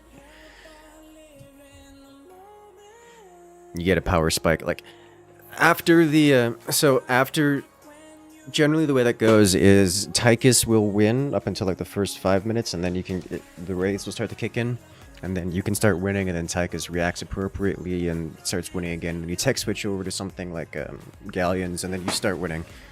And then Tychus fights back, and you stalemate for a minute, but the Galleons will actually hit a critical mass where they just spawn units that Tychus can't get through fast enough, so you attrition down Tychus's wave.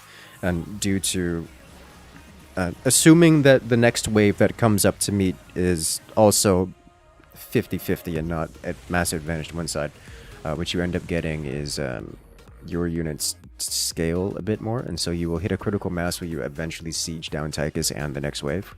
But then Tychus scales way higher than anything you can do as Han and Horner, so you eventually and inevitably get outscaled by Tychus and will lose, and that's all there is to it.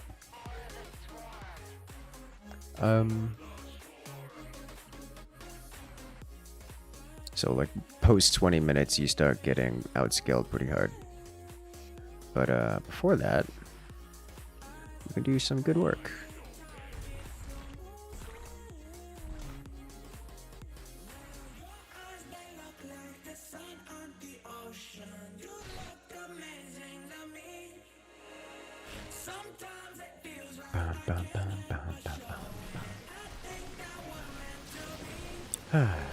Mangsk is amazing in co-op. Mangsk is fun. I like Mangsk. Can you triple a drill laser again? I could probably do second. So the reason I don't like doing that kind of stuff on stream is because it pisses people off. Something fierce.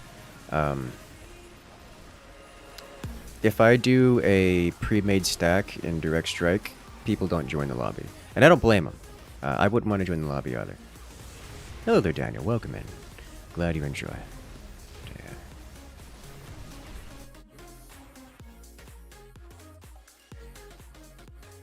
What unit has the most range?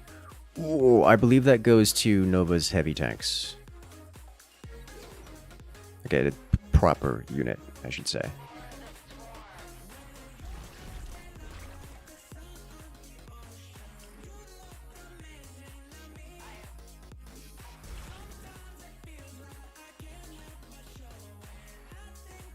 Like, there are some gimmick things like, oh no, this laser drill has infinite range. But of the proper units, I believe that goes to the heavy tanks, Nova's heavy tanks.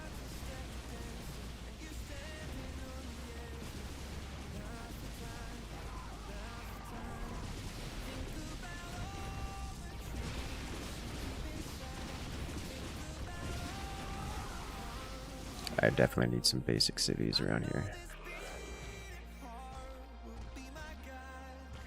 Probably a couple bunkers.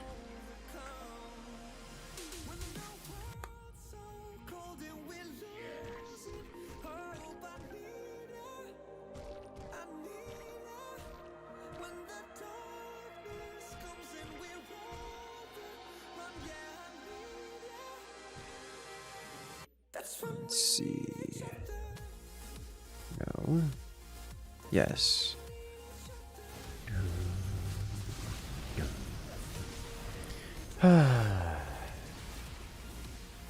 Your favorite unit in the entirety go up. They're good, they're good. What's the least easily countered of the unit generating units? Of the unit generating units, the least easily countered would be the would definitely be the Stukov siege tanks, the infested siege tanks. By far the least easy unit to counter of the unit generating units. Nice to see you playing random. Like actually, I'd play random here. I play all the races, all the commanders.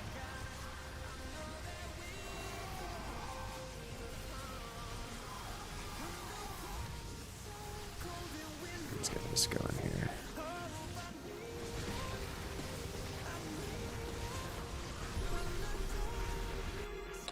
Let's get one detector just hanging around over here. Siege tank shooting Bailey is not easy to counter. Yeah, it's real difficult to counter. Like, it's a problem. Once you get it going, it's a world of hurt. Oh man, if this guy got one armor upgrade right now, this Sam would be unkillable.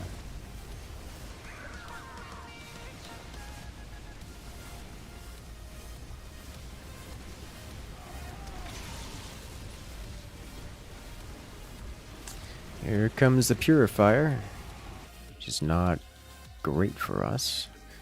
I don't exactly love that for us. Oh, Purifier into Black Hole. You would expect air would be good against the Baneling Cannon. I mean, it is good against the Baneling Cannon. That doesn't make it easy to counter.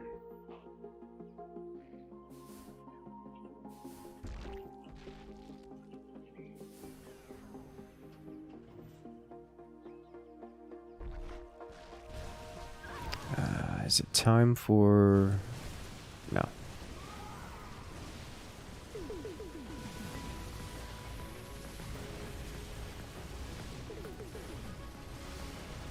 This man is purposefully blinking these into my wave to delay the Banshees, which isn't the worst thing to have happen. It's just funny to see. Can you get all the upgrades for Stukov Liberators? I'm unfamiliar with the list from Co-op and how it translates over to Direct Strike. I can only say that you get not many upgrades for the Liberator, which is a good thing because otherwise Liberator would be disgustingly overpowered. They're kind of already really strong. Liberator gets the infested Liberator, or viral contamination, which is damage against their primary target. Is damage against primary target, while their splash remains the same.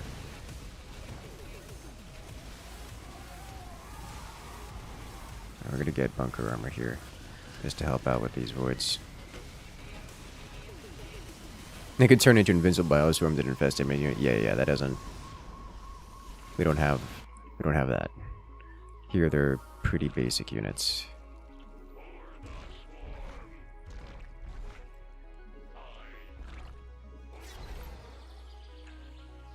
Just very good units. There are DTs in the mix, and I don't want to scan because we're going to lose the wave anyways. And our teammate has detection.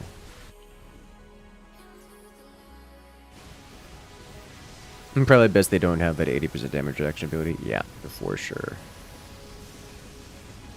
The Conquering Air Force, as is, they are incredibly powerful. This Tychus, man. This Tychus is breaking them. Like, I'm doing my part, but this Tychus, he's been consistently leaking, pushing into the next wave, and it's doing a world of hurt. Manix is an amazing defensive commander. Yes, he is.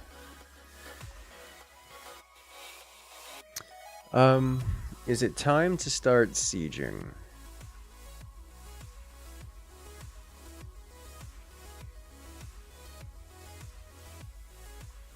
I think we get a couple more of these out onto the field first. How much is this? Oh god, it's so much. Let's do this. Yeah,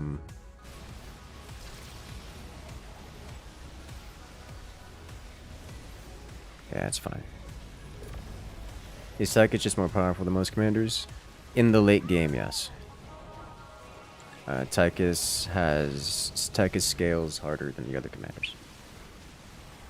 Tychus medic OP, we're not with other Tychus units. A little bit, yeah. Just a little bit.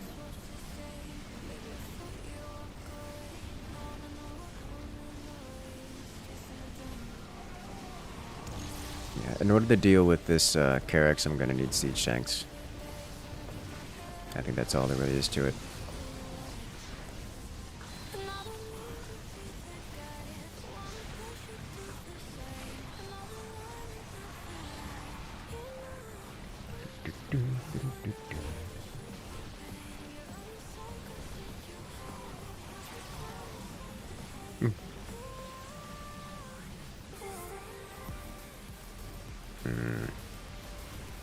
Man, that spell damage. Cutting right through. This is not good. These purifiers clean me up something fierce.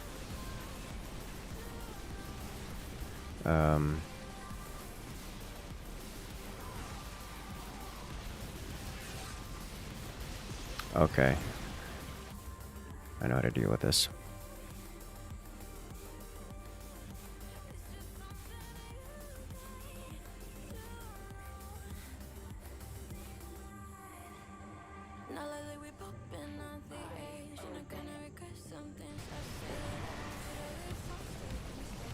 Do this.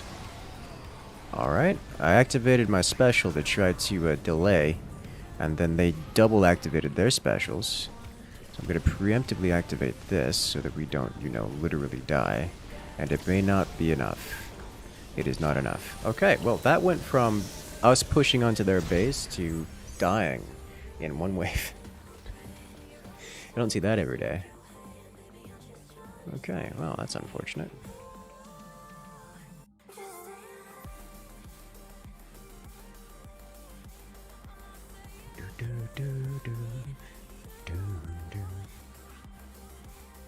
Well-timed specials, very well-timed specials. Just straight wiped out like 2 waves with this stuff. Hello there, Banana Bean.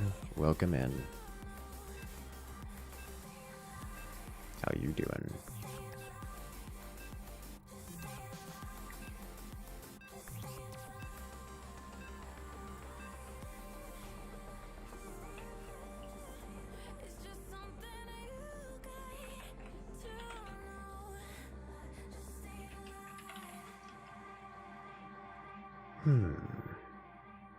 So, earlier in this stream, I was like, hey guys, let's not play Helldivers, because there's not enough server space.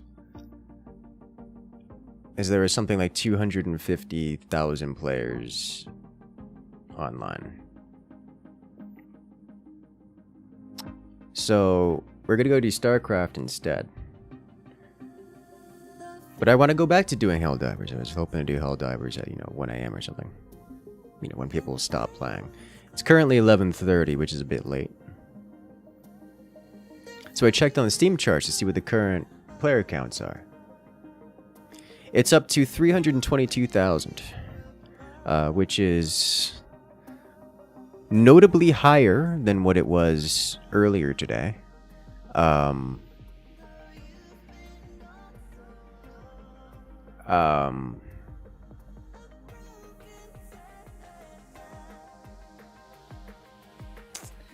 So that's going to be deeply unpleasant for anyone in that queue, boss, because it was a 4-hour wait time to get into the servers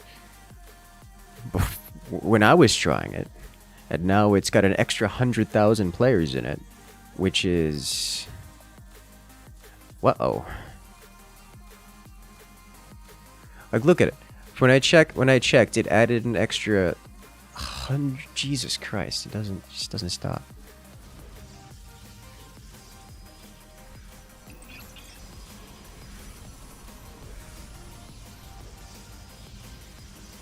Anyways, so probably won't be getting on Helldivers tonight, which makes me sad. They're suffering from success so hard. They really are. credit to them. They've made a very fun game. That's what matters, yeah.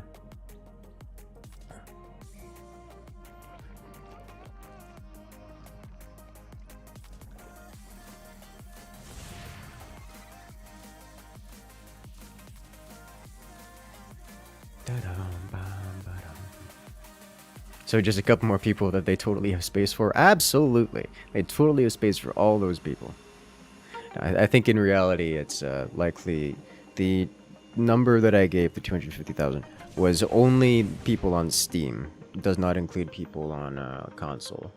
And their servers for the 450,000 limit is the combined limit between PC and console. So what it is there's the 450,000 people, of which 250,000 of them are Steam players. Right now, they are certainly at their cap of 450,000, but 350,000 of them, or 320,000 of them, are Steam users. Which to me seems that there's probably not 100,000 Steam players just sitting on loading screen, but instead it's probably just that the console players are going to bed.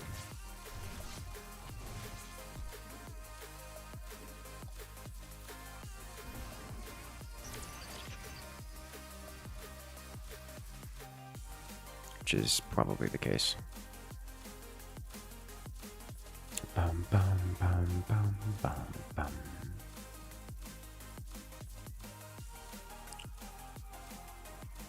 Do I want this? I don't even know that I want this. I definitely want the Adepts going.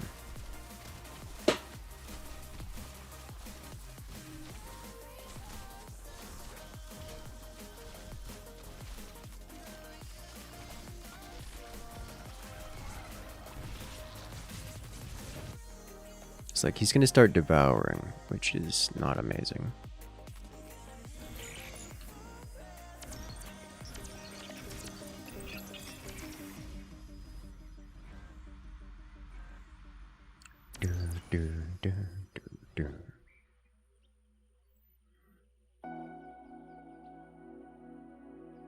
Too many people is a good thing. Remember how Classic WoW was 6 queues hours every day.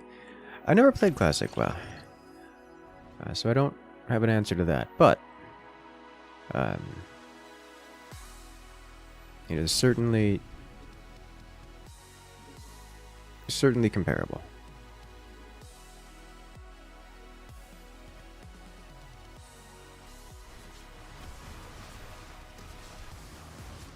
This man's gonna make me scan already.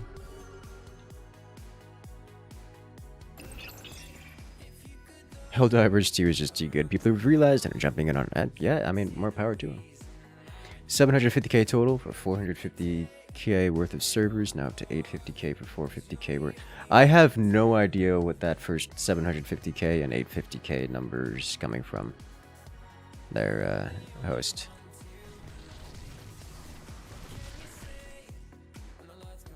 SVN. The thing is, they're in a hard spot. We get bigger servers, so they should be too big for what they need, or they hope it'll last long enough to make it worth. Only one way to find out.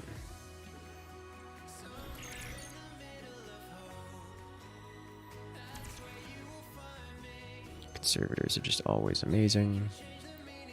Let's put you here.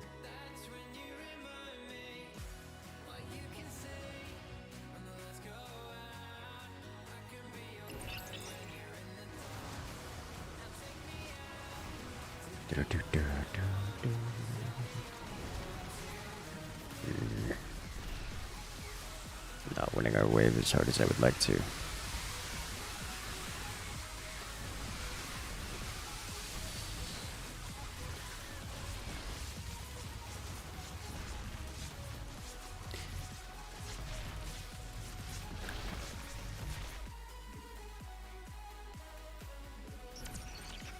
Did I not tell you to upgrade? I did tell you to upgrade. Why are you not upgraded? Okay.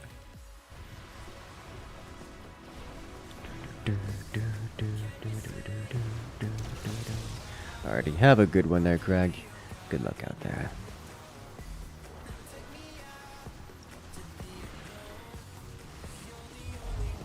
You're surprised Helldivers getting so many players. Didn't even see ads about it. Glad they got much bigger of a game. It's literally, they just made a good game, and so people are coming to play a good game. That's it. That's all it is. That's the entire thing. And so it's all word of mouth. Like Helldivers 1 wasn't even that big of a game. Like, it was a good game. It was a reasonably big game. It was popular, successful. But the projected player counts for the devs was 80,000 peak on release. And then they said, oh, they made a good game. Let's go play the game. And then they did play the game. That was it. That's all there is to it. Need to focus on map making for today's D&D. I am curious now. You say map making for D&D. As I was running a few friends through a dungeon, which was great fun. They failed and had to come back, at which point I got to use all the mess they made to evolve the dungeon, which I liked.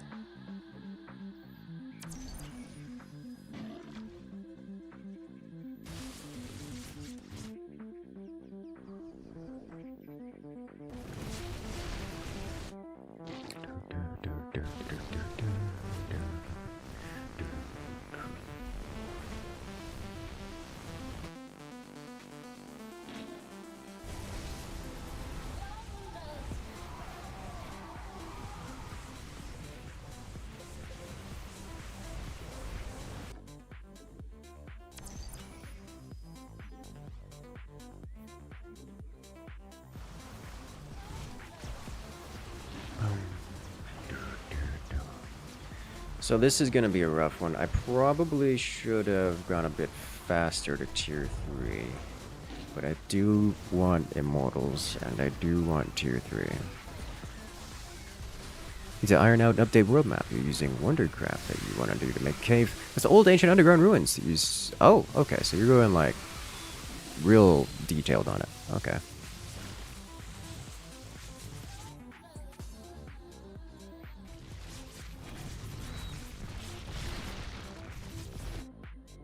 That does sound like fun.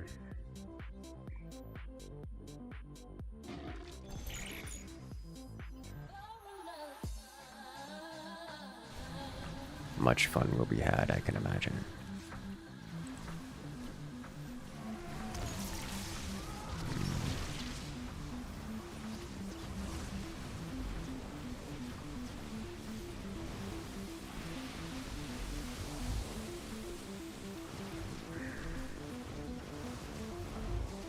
I think I need to disable Thunderous Charge on him.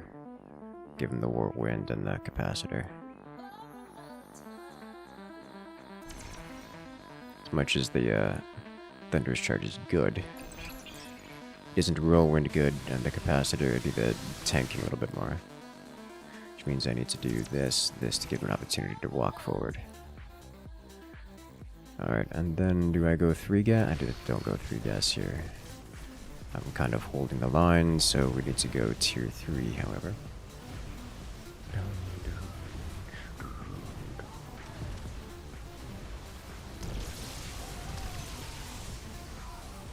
I believe Colossi are the next thing on the agenda.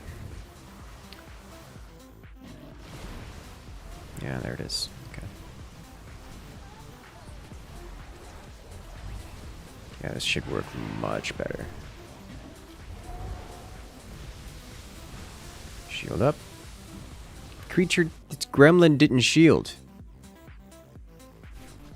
Okay.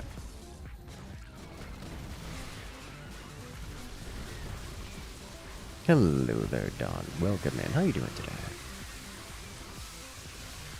Need more orbital strike.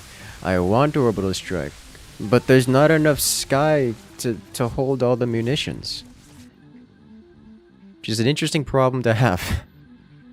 We've got too many destroyers to fit in on the combined sum of all planets.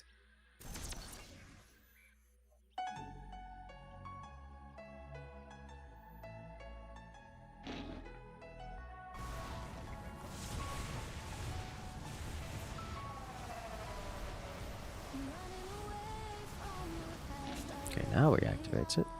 Hello there, Zakir. Welcome in. Have I ever tried Earth Defense Force 5? I have not, no.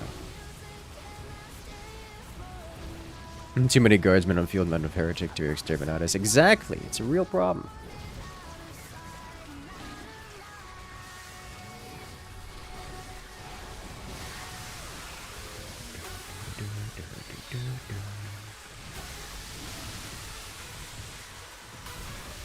Intelligent goblins wipe level 7 party of 5.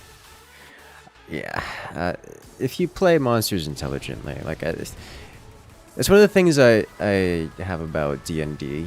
I don't like playing D&D as a combat game. If I want a combat game, I've got all kinds of other games I can play for that.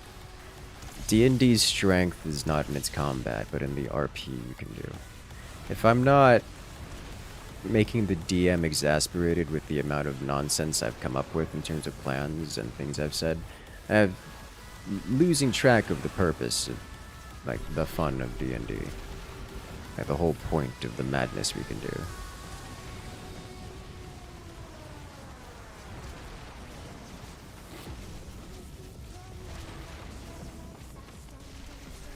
If I just want to fight things turn-based style.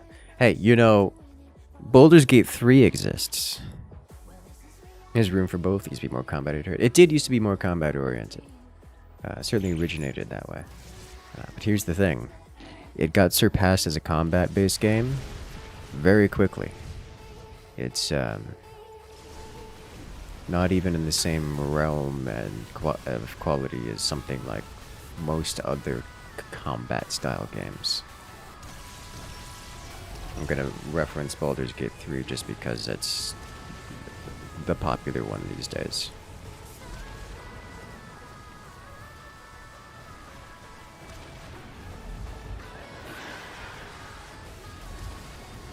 So generally when I play D&D, the min-maxy elements of it, the what is it called? The combat elements are just something I don't particularly care about. You know, in so much as the characters I make don't have such a disparity within the party that it makes the DM have to work around it. But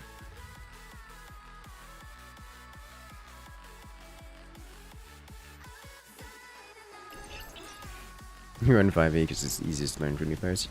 It is certainly that, yes.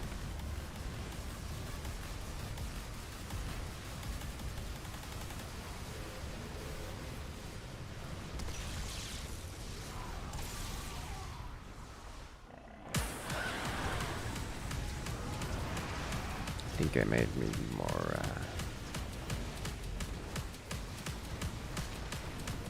immortals here. My teammates clearing them up pretty reliably, so that's nice.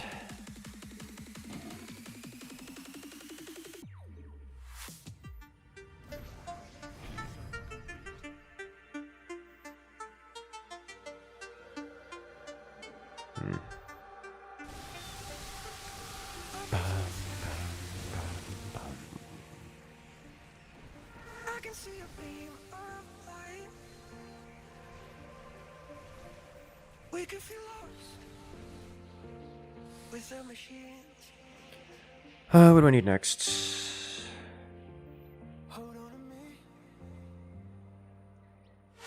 Is it Legionnaires or is it Carriers? I'm thinking Carriers are probably the next way to go, but I'm definitely a simulator in here. You're playing a voice and audiobook. Give it such soothing, wonderful voice. Your favorite when you cannot sleep. Thank you all for the enchantment. I did try doing some readings of Wearing Power Armor to Magic School, but that just wasn't particularly popular. So I kind of stopped that. I'm open to starting it up again, but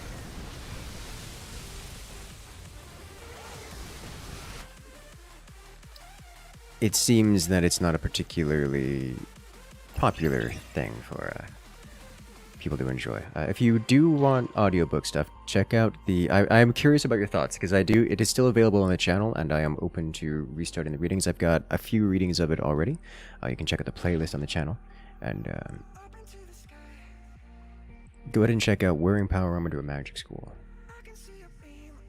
And what are your thoughts there? As if there is something there that would be interesting to you, or would potentially make you want to enjoy that kind of content, then I'd be open to doing more of it.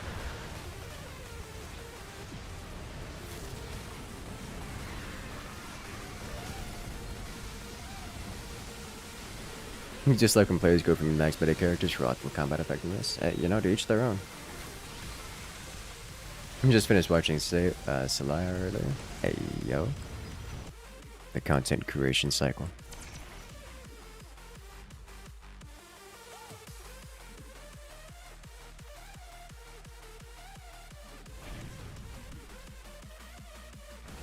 We're getting bullied. I don't have an answer to these carriers.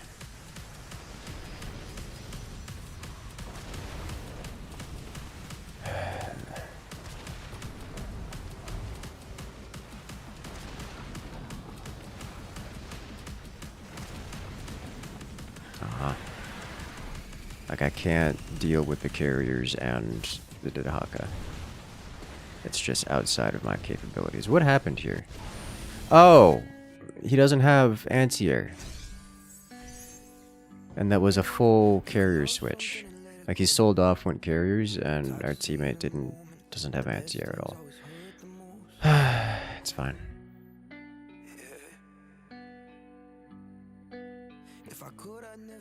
Baldur's Gate 3 had to significantly ramp up their game to compete with the romance options in MechWarrior. Oh my god, dude. Horny on main, everyone. Everyone. Most recent D&D character is a Paladin of Wrath. That's a half demon, and first solution to most problems is bonking on the head with a hammer. It's hilarious, because he also has the highest int in the party and still talks like he's an ogre. Why are you like this?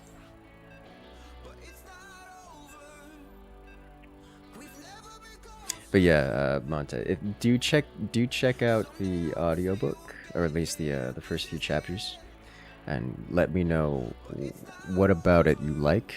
Like, feedback is important.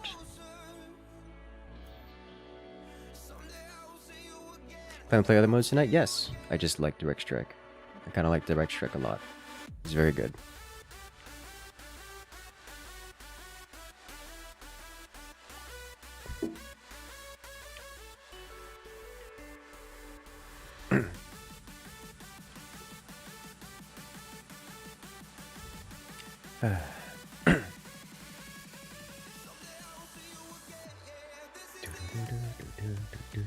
Still play Dungeon Master? I haven't played StarCraft in a hot minute. Dungeon Master among them.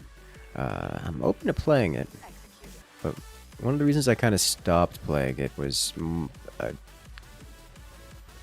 somewhere between burnout and lack of interest in dealing with a lot of the cheese.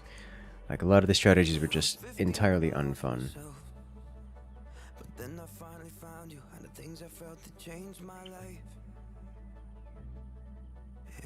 He bought the game, Dungeon Master, still didn't get to play it.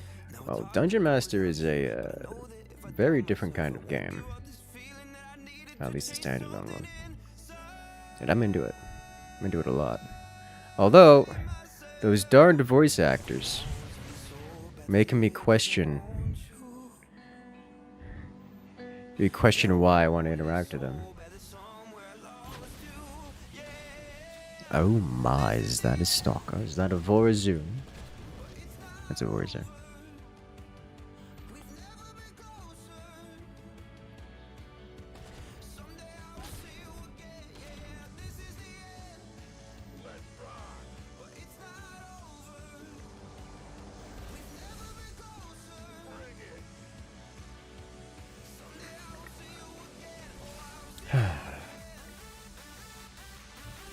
DMing for 11 years, you want to play as a player? Ha! Just don't tell people that you DM. You'll be fine. That's what they get a good growing. It is. I have the side effect of being a content creator, so people say, oh no, this guy's a content creator, and he likes DMing things. So we could just join him, or we'll DM for him for free. It's like, okay. Not saying no to this. That's true. That's not true. I do usually say no, but only because I have other things to do outside of D&D.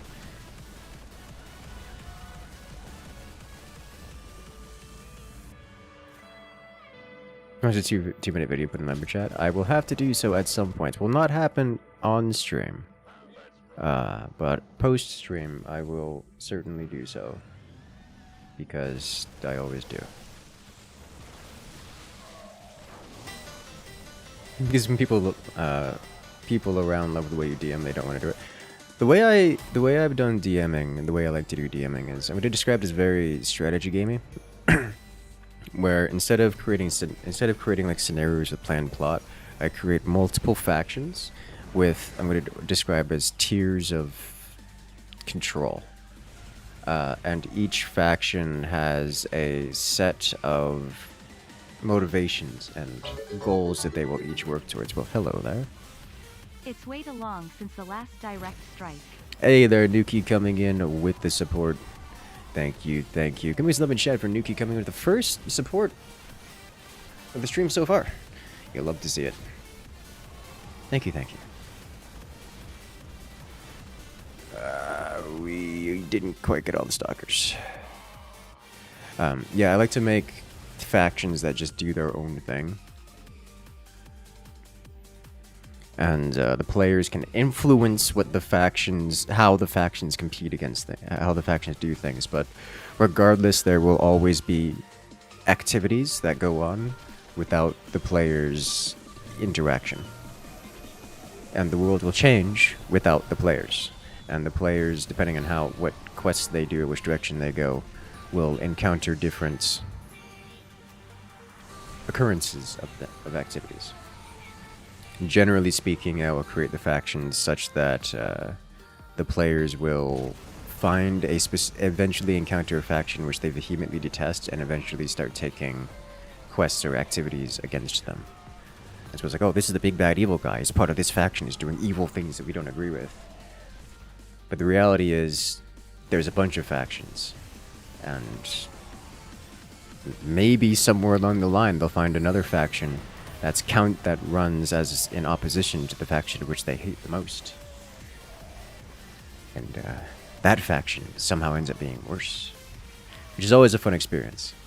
Because you can kind of level gate things like all the creatures that come from this faction that you hate are level 10, but all the creatures that come from the other faction which you don't know but will end up hating more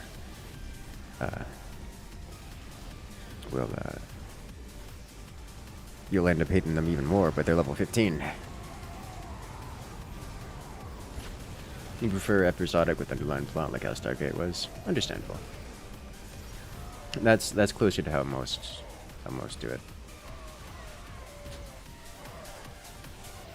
Do I need this? I don't need this. I need these. Need is a strong word. Want.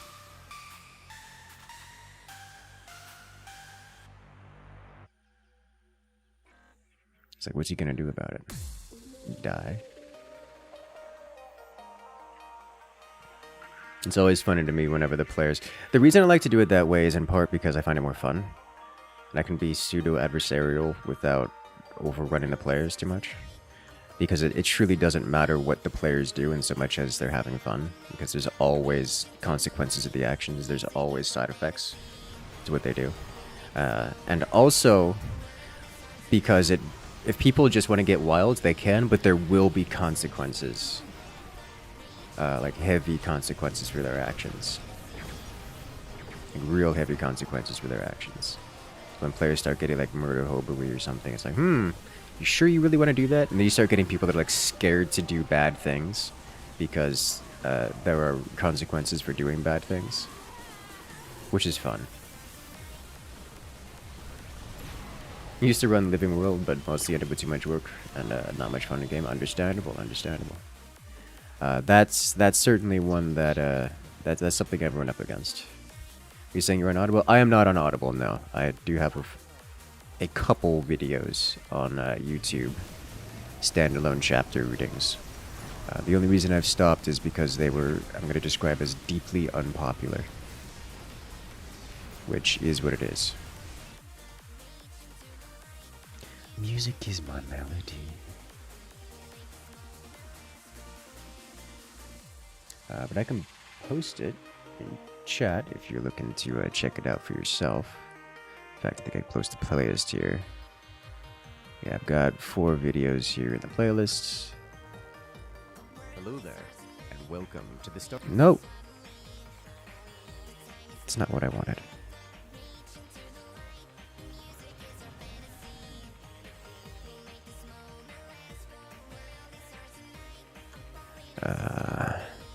I forgot how to post a playlist. Here. There you go. There's a playlist. For those wondering about it. It's a cool setup, a lot of planning. I find it requires less planning than I expected. And the reason for that is I don't have to do a ton of important details. So much as plan out motivations and give a rough set of equipment and assets available to each faction. And then after a certain amount of time, just implements a like things that they do. So they'll say, well, this will be basically a faction. Let's say we have a city. This city has oversight, but we'll get back to that later. And within this city, there is going to describe as a farmers, like predominantly owned by farmers and agricultural group. And so we'll have this kind of union or mafia type group that is predominantly agricultural. So we'll have one, let's say there'll be a council that's like, we'll just pick an arbitrary number of 5 guys, which represent 5 large farmlands, plantations within a town. And below them, there are a number of other smaller groups that work either for them or have their own little family-run farms. And then within them, they will have some number of resources. And you can arbitrarily choose a lot of the resources and such. They have like, okay, this group has this many workers that work for them or employees and such. Old families kind of deal. Yeah, they'll pick that kind of stuff. And most things in this town are run by or otherwise operated by the, I'm going to describe the Farmers Union. And you can give them some politics. Like, just look at Stellaris and say, okay, pick what civic, pick what kind of faction they are, and just run with that. And so those are the values they go by. And you'll just look at basic agriculture stuff like, okay, well, you need to, in order for farming to work, there has to be a certain number of employees that work for them to harvest, to plant. There's long downtimes in between, or not much happens. There's a lot of daily work around the fields, as well as a lot of transportation of goods from within the town to around the town and between other local townships. And so if you would expect there to be a lot of merchants around all over the place, just carrying bulk goods. And these are things which are fundamentally protected and core and critical to the functioning of the town. And as such, any interactions with the massive, with any substantial interactions with these merchants and or bulk transporters ends up having extreme consequences with the leadership of the town.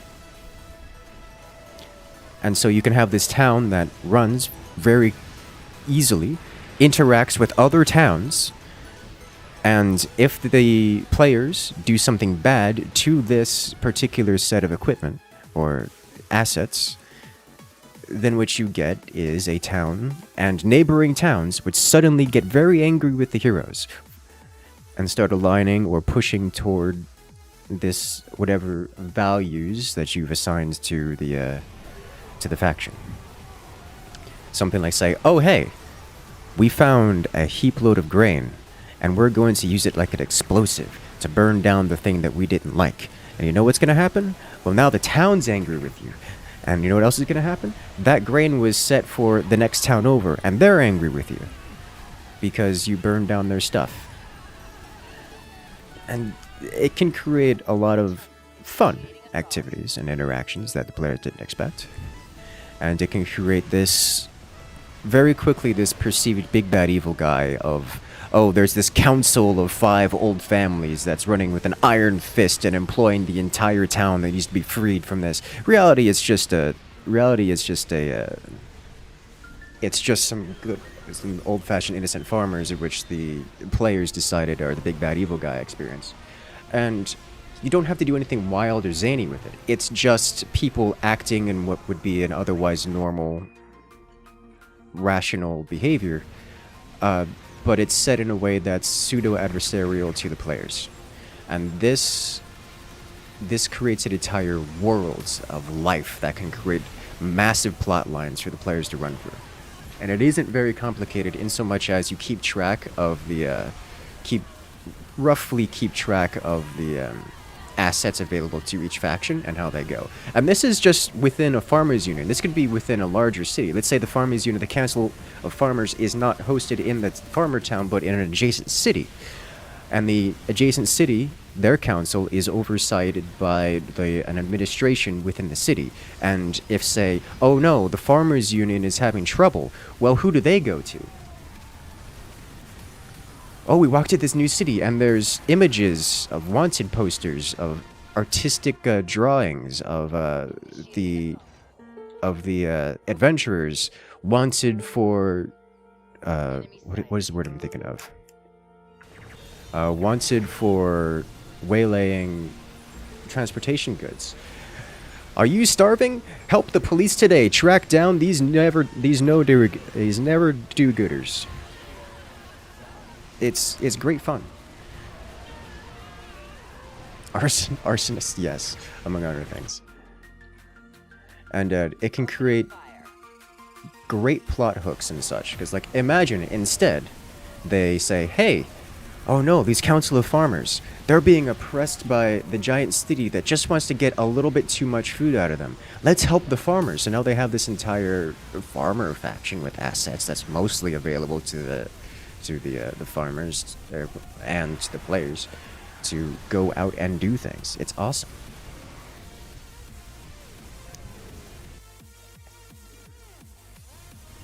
And that's just something I just came up with at the top of my head. That's the kind of stuff I like to do. Or, oh no, a monster moved in and created the dungeon nearby. It has they came with 1 succubus, 4 minotaur, and a number of imps. Run with that. How does this dungeon grow over time? How does it plague the nearby townlands? And how does the town react to it? Well, it reacts by hiring heroes.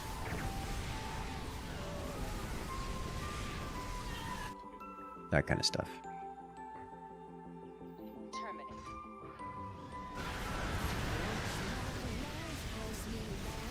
I enjoy that. I enjoy that immensely. It's also fun when you like the heroes start going on rampages and wiping out the I'm going to describe as a military class of whatever faction they're dealing with, and so you have to start getting desperate with your units in order to make best use of them. And so it's instead of, oh no, here's an encounter, it's a combat encounter, but unbeknownst to the heroes, there's only 1 minotaur left, and as such, that minotaur's sole job is to not die. They're not, yes, it's ambushing the heroes, but the objective is to not die, which dramatically changes the way the encounter proceeds.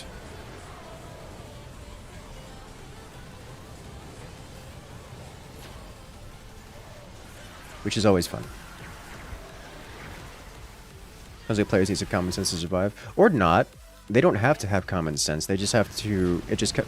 Refusing to play in a civilized, orderly character just results in them being castrated from society and hunted from a society that has the infrastructural and, well, capabilities that would be expected of a fully fleshed out society, or at least something, simulacrum of such a thing.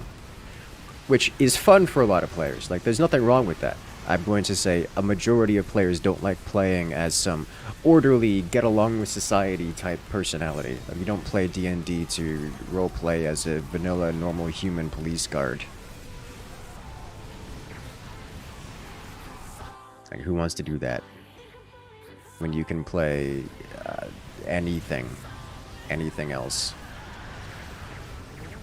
Do you want to roleplay as an engineer working for a organization that just builds houses? Sure, we could do that, but why? Why is the only person still prospering the vice mayor, and why do his neighbors keep disappearing under mysterious circumstances? That is a fun one to create, and it could stop having such an interesting conversation and to focus on your math. You can't tell me what to do. Any poppy farmers? Health potions come from somewhere. I love that kind of stuff. One of my favorite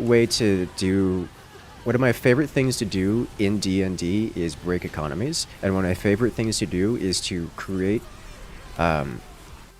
towns and economies that function in D&D, but stop functioning when the players break their economies. And in doing so, piss off some nearby landlord or ownership or township, which is exploiting and doing artificial scarcity of that material. It's like, oh hey, health potions are super expensive and rare. Why? Because the city guy next door has a monopoly on them. And no one is making them, because if they do, then the guy next door comes over with guards and pummels them out of existence. And so what happens when the players start saying, oh yeah, let's just fabricate all this together and make it work?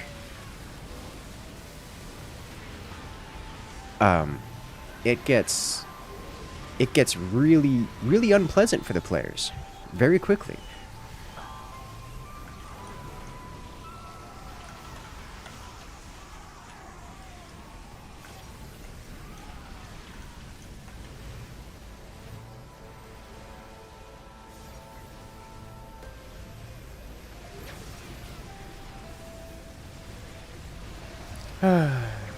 Some people want to roleplay doing taxes. I mean, whatever makes them happy. Alright, I need to do something different here with these units.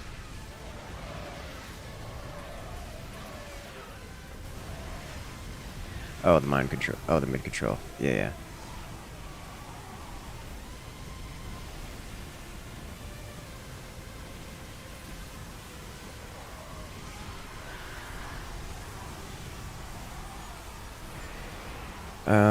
Is it too late? It's too late. We tried.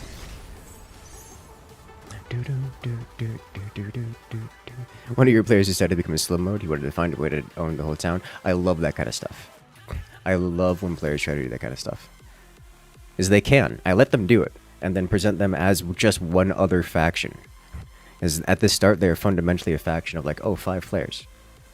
5 humans with this much resources available to them. It's not much of a faction, but it is a faction. And if they blow themselves up to being a bigger faction, easy. Soylent branded health potions were always in short supply for some unknown reason. The world may never know.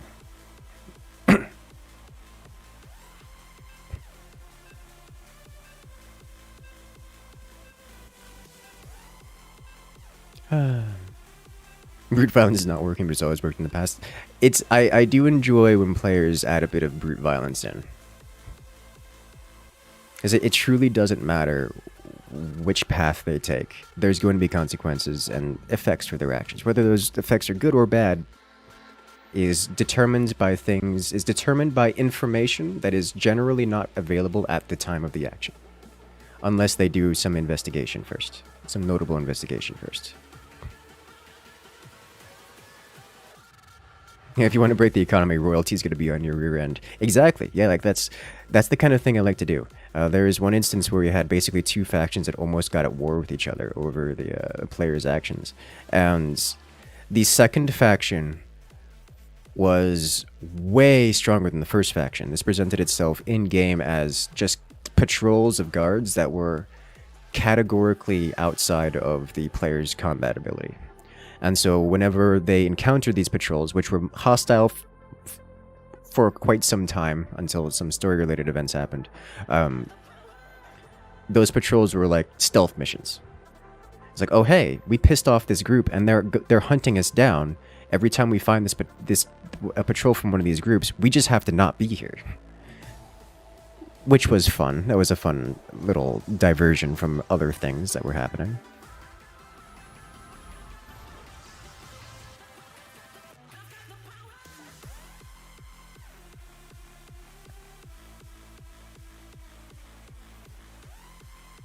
It's not that hard to own a city. Hold it is the hard part. Yep. That's why I'm like, you sure you want to make these kind of commitments?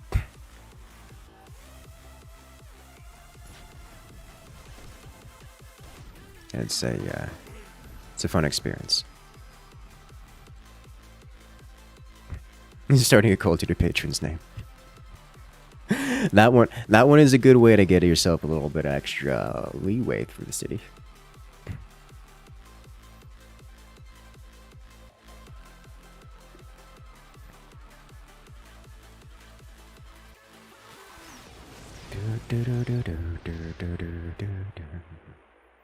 Miss D&D need to find another group. I don't have time right now, and that displeases me.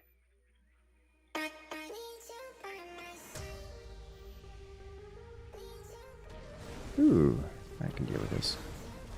Time to awaken the forest nearby. Oh god. The treants are going to Isengard.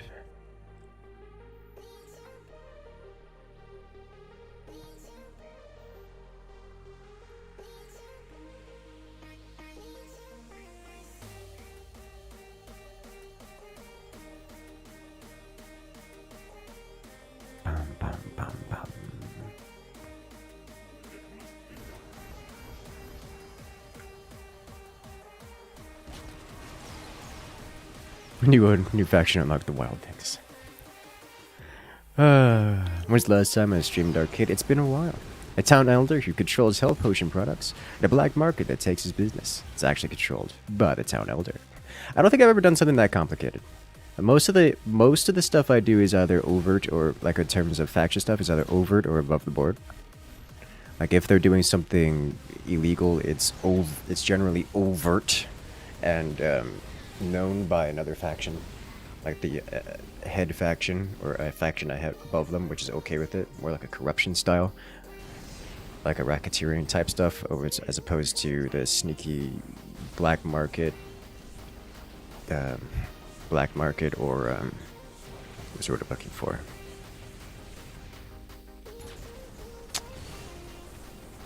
Not garnishing, but what is the word I'm looking for? Why can't I remember this? Like taking a little off the top or super sneaky stuff, I tend to not to. Mostly because it's difficult for players to find and investigate that kind of thing. Like, you don't... Unless you specifically put plot hooks and make it... use your DM powers to ensure that the players encounter that, it is very unlikely that the players will find that naturally, even during investigation, so I tend to not do that.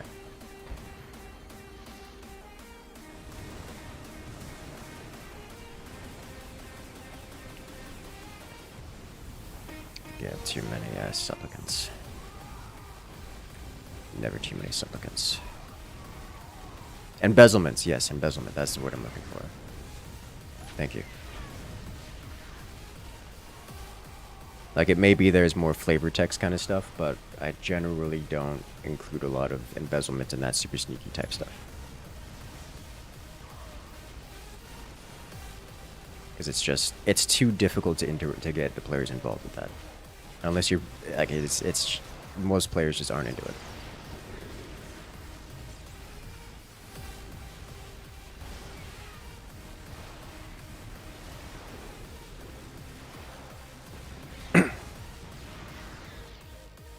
Move earth, fabricate, heat metal, and mend are all great narrative moves. They are. Great ways to wreck an economy.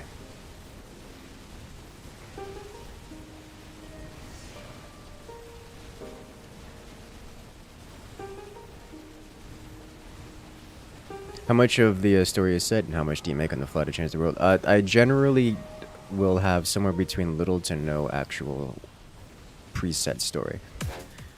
So much as go out, find the story, and the story that they find is less of a story than a faction which they despise. The plot is driven mostly by the players, generally when I do that. the players, there was one instance where I had players who requested a specific type of story. So I created a character there, which had that specific type of story. And they didn't find it, for the record, like, for a very long time.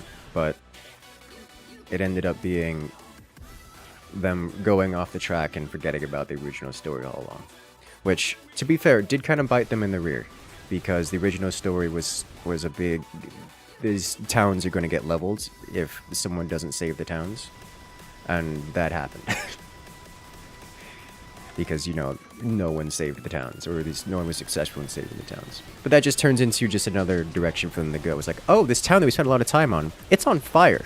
What are we going to do about it?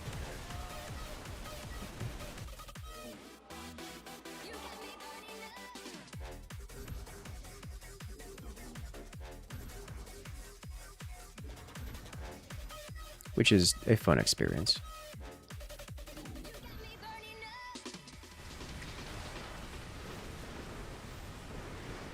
You think the best thing that ever happened to your cult was that an earthquake hit, and your cult provided the most public aid. Went from a cult to an accepted regional religion really quick. Turns out, your patron is behind the earthquake. Love it. Love it.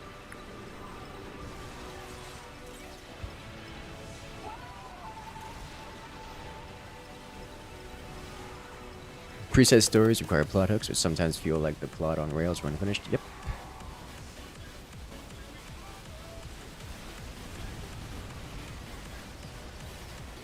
I'm not paying attention to the game.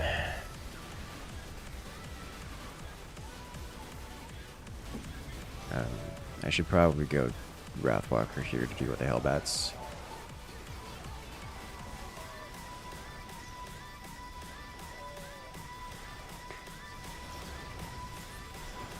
If you're running pre-made story, telling players that, making sure everybody's on the same page is really fine. Oh, yeah, absolutely, absolutely. It's just generally not the thing I like to do.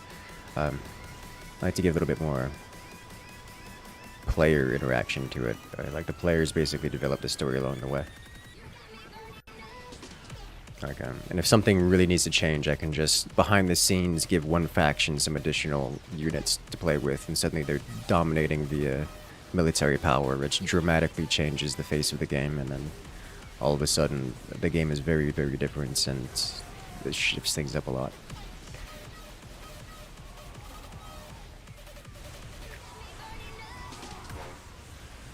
Is effective. That's the best thing about the Warlock. It gives the DM a little extra fun tool that can't be directly solved right away. That is one nice thing about Warlock, yes.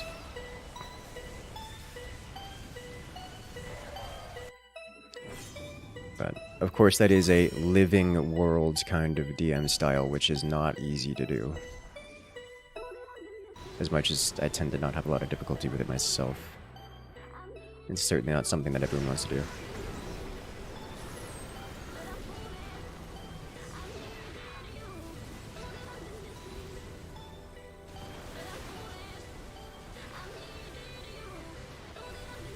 Sometimes people just want to run easy, pre-made, simple.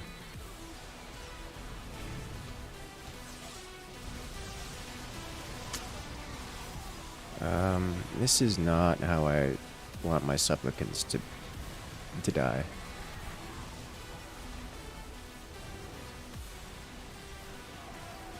Ideally, I don't die at all, but that's clearly not going to be the case.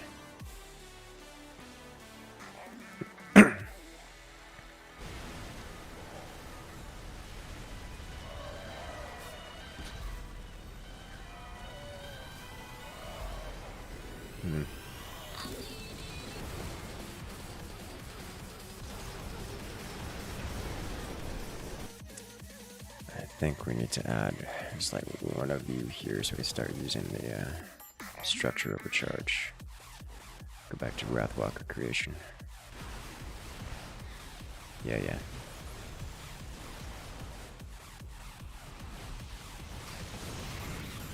That was a good push.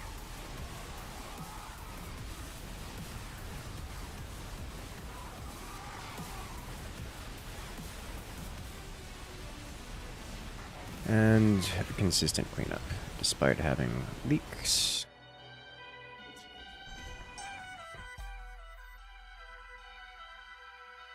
Yeah, I've had some good fun with that.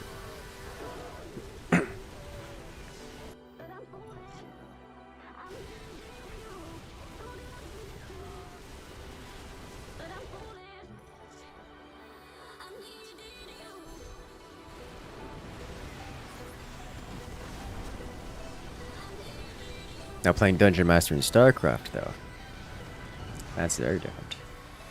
It has so many marauders and hellbats. You love to see it.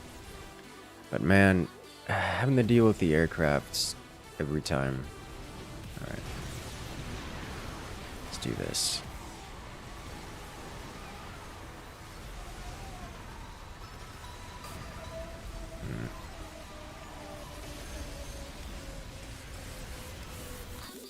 Alright.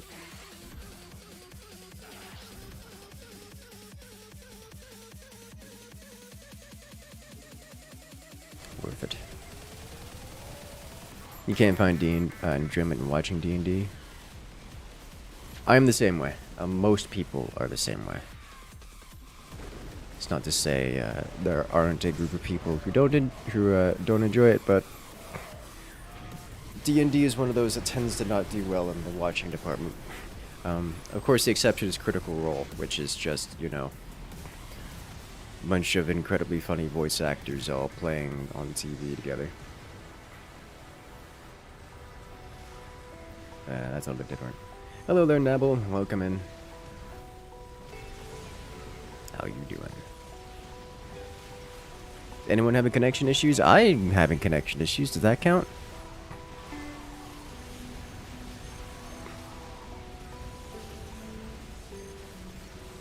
Oh, well, there goes all my unit.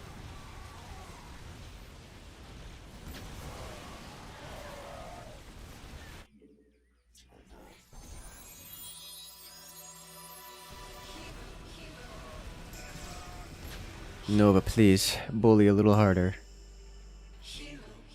I need you. Good news is I got another ISP coming in soon. Should be by Tuesday. I will have access to a new ISP that isn't Comcast, which will hopefully be notably more stable.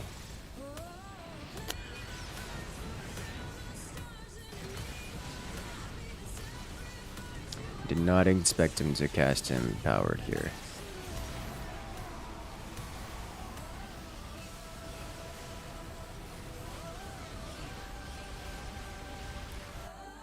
I need one more of these and then some vanguards to go with it. Leaking into the next wave.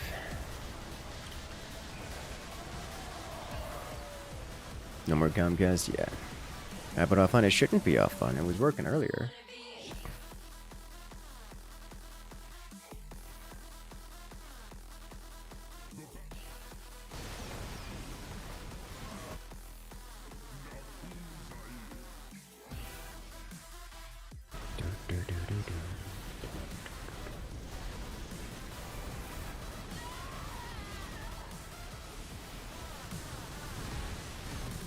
This one Wrathwalker doing great work. You'll love to see it.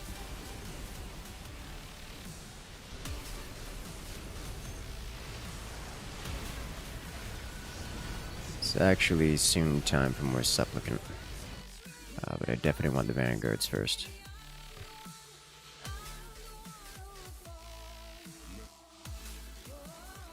Already on 3 gas, which is the good amount of gas.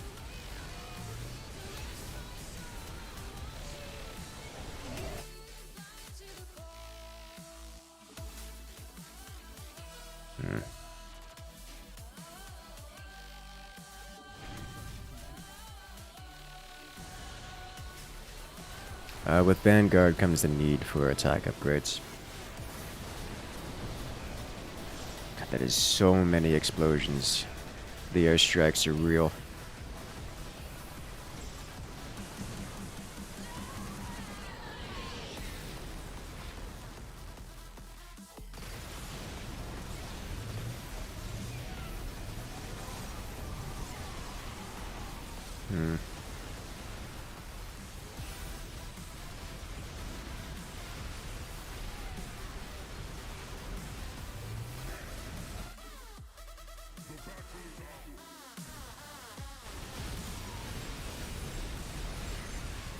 One small step from there. Oh no.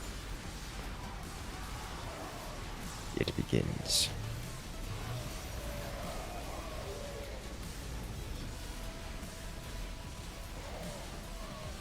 Aw, it survived.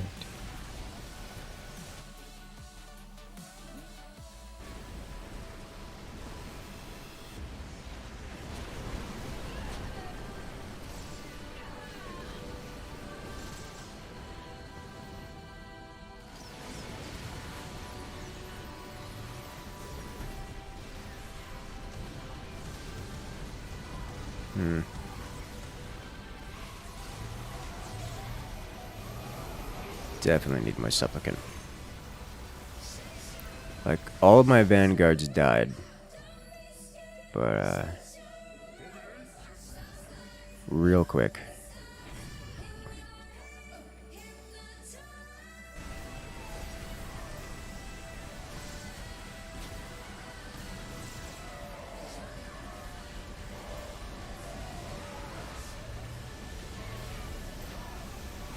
Oh, this is not going to save it.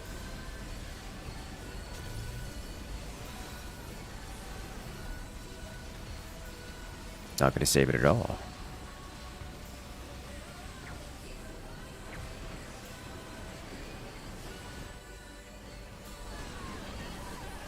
Micro fighters are fun, yes. Yes, they are.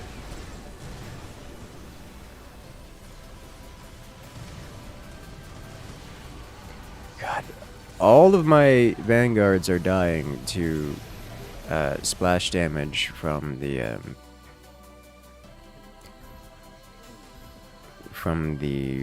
Widow Mines.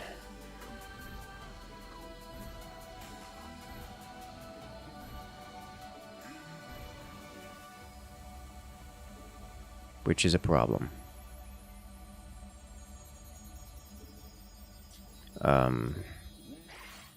It's a big problem, actually.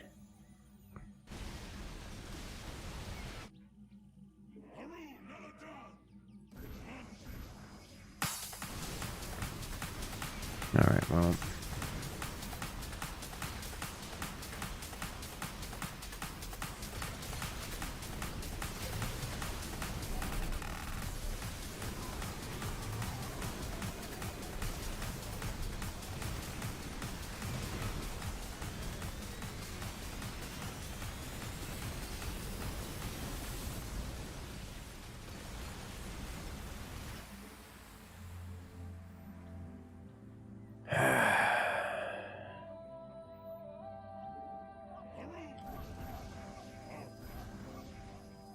What to do, what to do.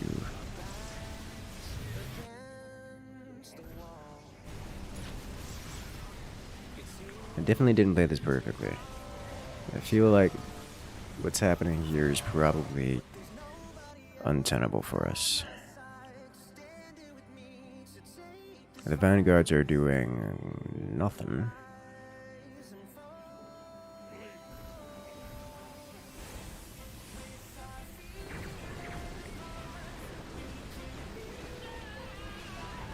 This is the real problem, I think.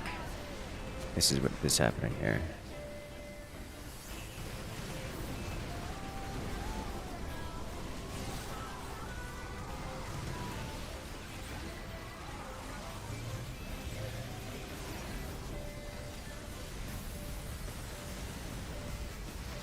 Those wraiths, those are wraiths.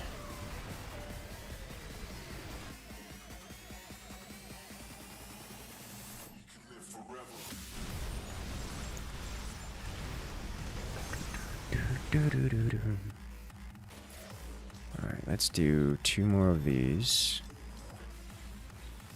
Just to keep the distractions going. Put you guys back here.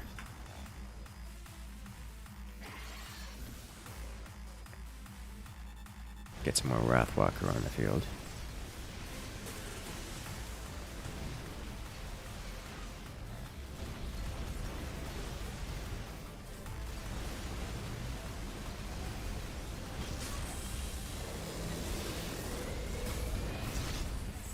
Didn't even get a chance to shoot back.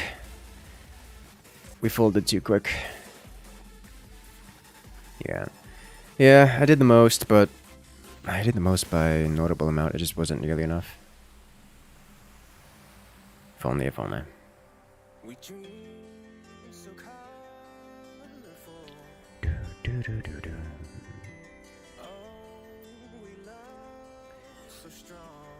Let's go.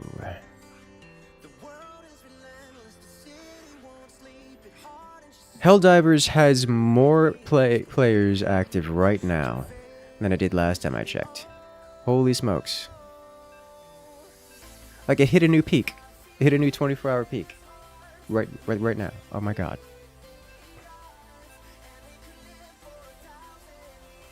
Like, never gonna be able to log in.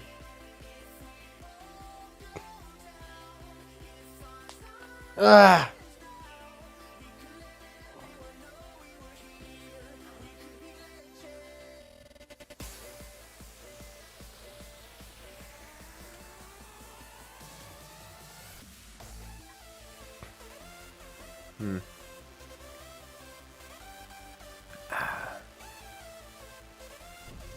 Alright, let's go.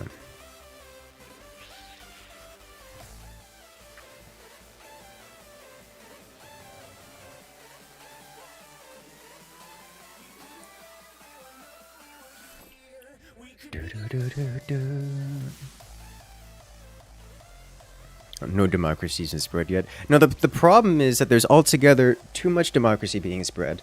Or more accurately, there's so many people spreading democracy that democracy cannot be spread any faster.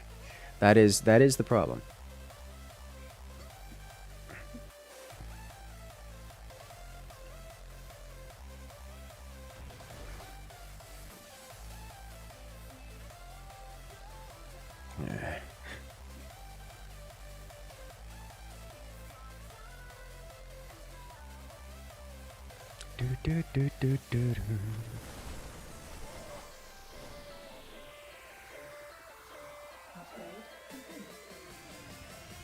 Alright.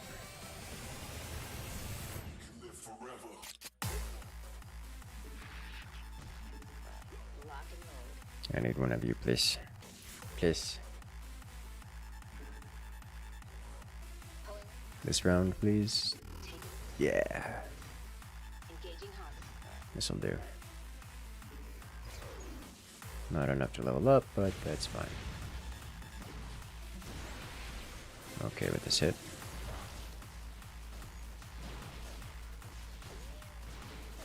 However, I need this to go off here. It's not gonna happen, is it? Nope.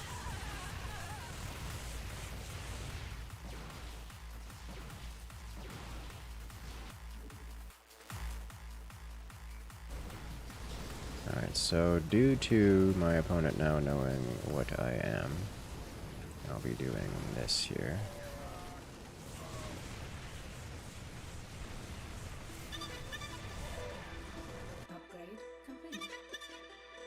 Let's get this on cooldown, more or less. And then, we'll probably go air first. There we go. I don't want bunker upgrades.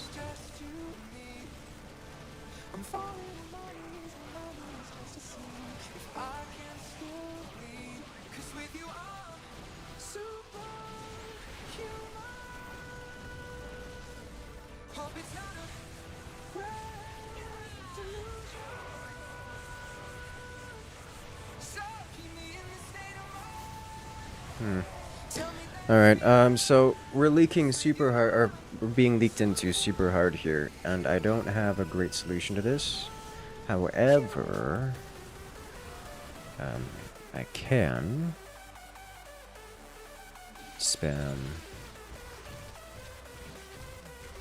out some of this here, like so. And let's do this.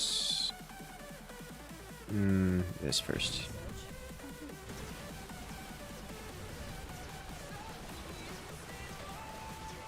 Stalkers or ultras are a strong choice here. That's for sure.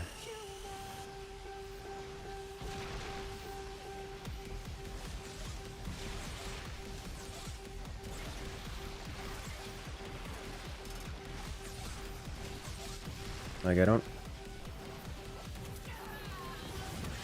have a solution to this problem.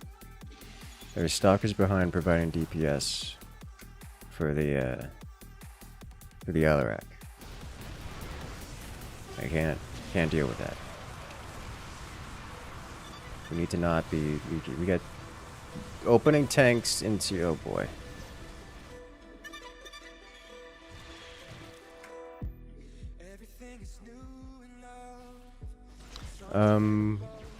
Maybe if I. No, he's got detection now. Okay.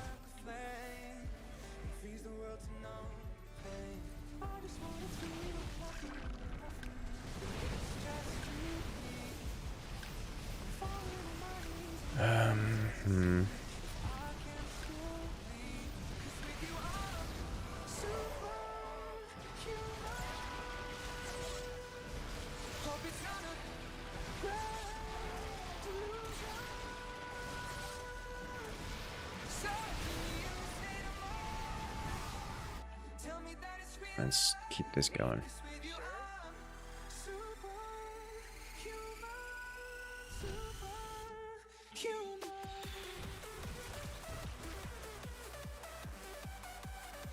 What else? I need a little bit more DPS here as well.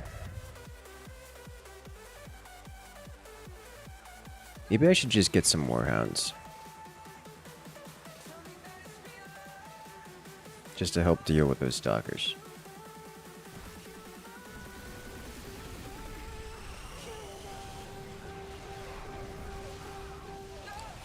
Because this Vorazun leaking is a problem. This is an existential threat to my HP, among other things.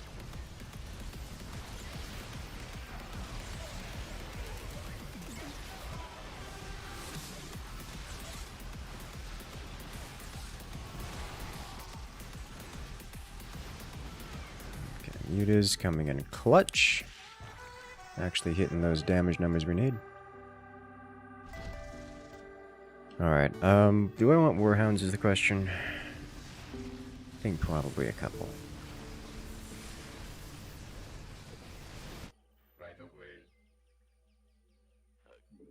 Let's go +1 attack. Upgrade complete. I'll go refinery while we can.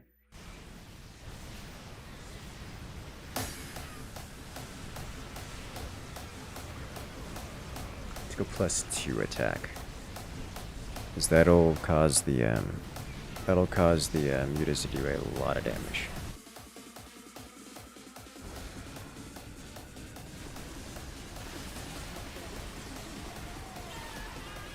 Yeah.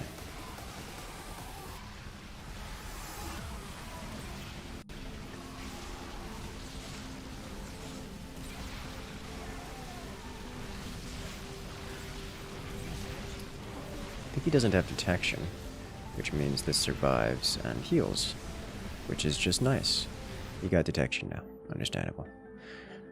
Okay, next. Because it's mostly mechanical units that are leaking, we're gonna get some Warhounds, but Warhounds are definitely not ideal as units here for me versus Alarak. This is strictly a versus the other people activity, because there's just altogether there's 3 waves with the units here. Like it's not okay. And the Corsairs eat my entire wave. Like, I can't deal with this. I get bullied super hard.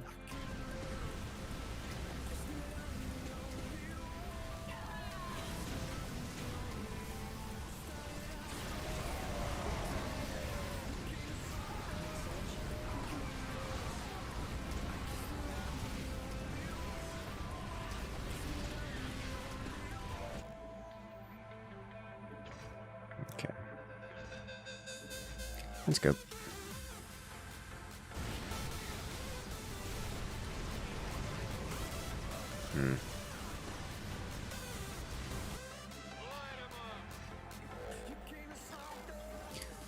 Let's get an Imperial Witness or 2 as well.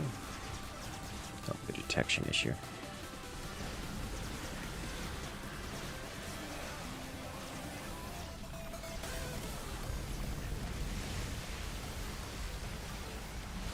God. it does so much damage.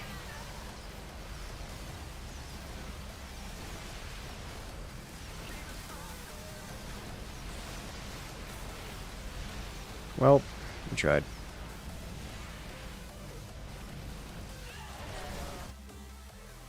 The Warhounds were doing well. They definitely punched above their weights. Getting at least getting a kill and change. So that's good.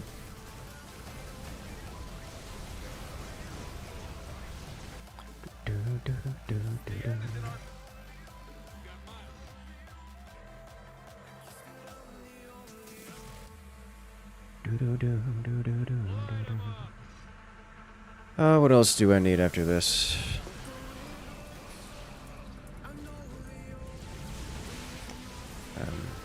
You know, a couple sky... I probably just need siege tanks, don't I?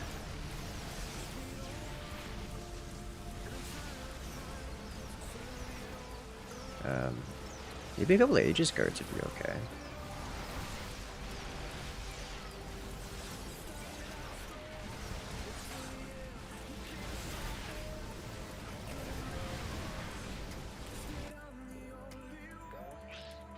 Would help against most of the things there. Shock divisions would also be okay. I am concerned that going for Aegis guards and shock divisions are going to get us killed because I have to deal with multiple waves with the units, including air. Because we don't have anyone really dealing with the aircraft. It's just not happening. Which is a pretty big problem. So like I'm considering Sky Furies here. But obviously Sky Furies don't do much versus the Alarak wave. So I'm amazed I have any units that survive Vorazune wave here. I'm not kitted to deal with Vorazune at all.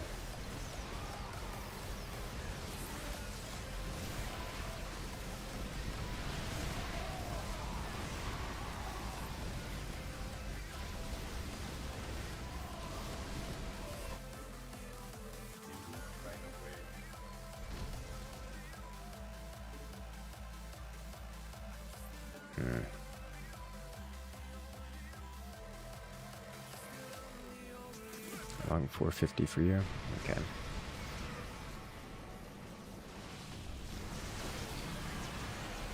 The only stacking units we really have are the siege tanks.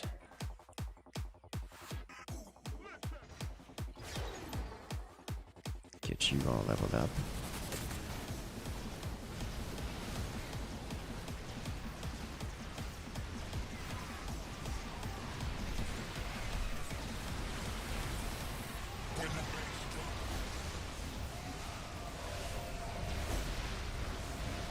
You know, these meters are still punching above their weight. Like that one meterless gets 2 kills.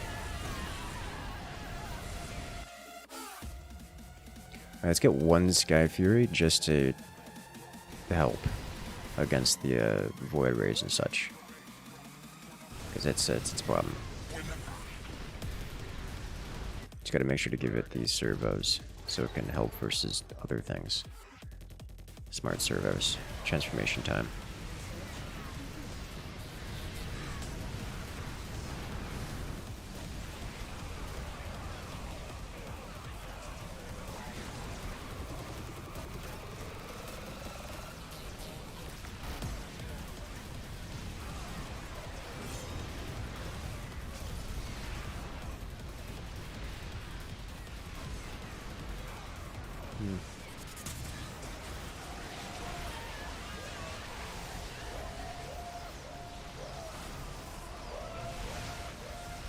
God, the Alarak orbs, they do so much.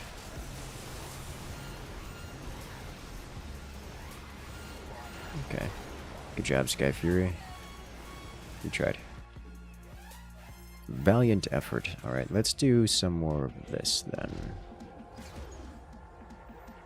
That's the kind of stuff we're looking for. I'd like this because this gives you more XP per XP. Much as it pains me to get a level 4 here. It's the only way to get more XP from Exk.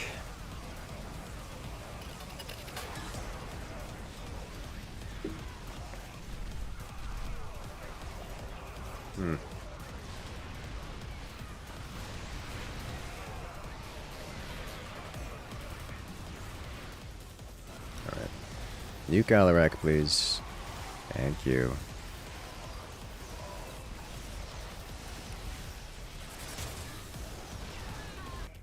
Gonna get a second one of these here. Disable it.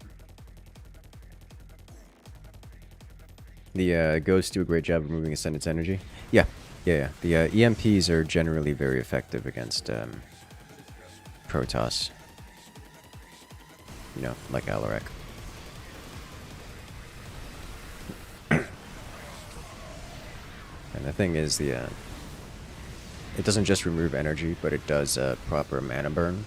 So it does damage on top of it, which is devastating.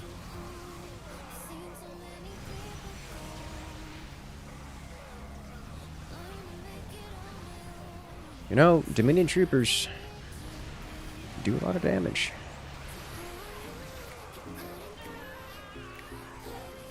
Alright, well, we save up some more XP. Let's go tier 3.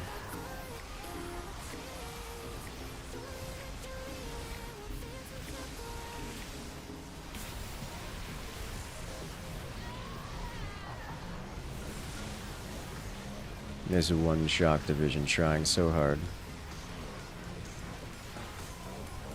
But it too shall fall. For a moment, it was getting healed by a medic. Those orbs. Orbs are very effective, yes. They do a lot of damage. Warhounds still punching above their weight. Mutalisks still punching above their weight. Sky Fury doing surprising amount of work here. Emperor's Shadow. I should probably get more. I should probably get a couple more Emperor's Shadows. At least one more.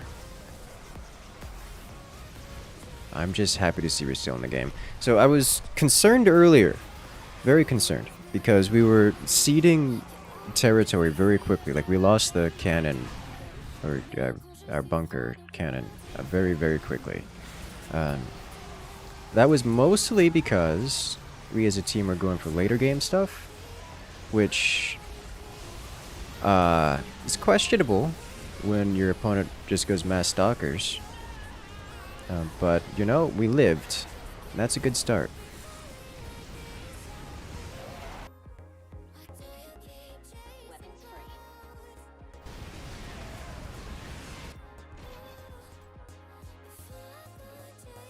Alright, now we're at tier 3. We can do other things, such as a new ghost.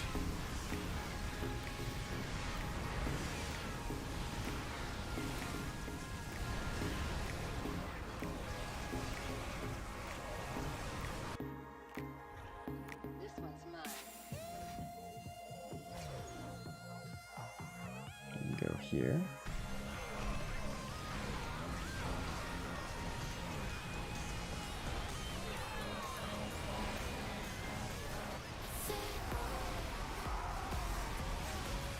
Oof. A lot of damage. The orbs are getting to the point where they're starting to basically... They're starting to get upgraded to the stage where they're doing enough damage to one-tap the mutas, which is very concerning, but inevitable. A very satisfying amount of rockets being launched at the opponents. Yes. Yes, yes, he does.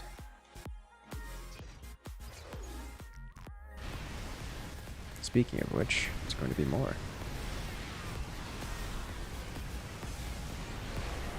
Oh god, that hurts so much. The full stun. But here come the rockets to save the day. The reality is, it's just the basic Dominion troopers doing most of the damage. The rockets are nice, but they're not the deal maker here.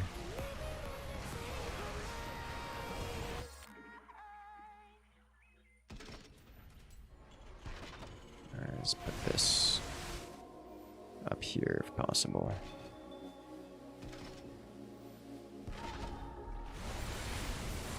Get some upgrades to it.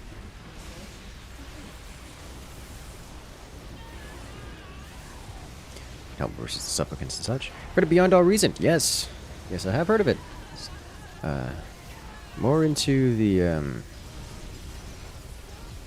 why am I bad at remembering names right now? Zero Space. Zero Space is the one I'm thinking of. More excited about Zero Space, but yes, Beyond All Reason, it's quite a well-made game, really. I'm impressed. It's not me, is it? It's not me, no. Richie! I thought I was the one supposed to be having internet problems.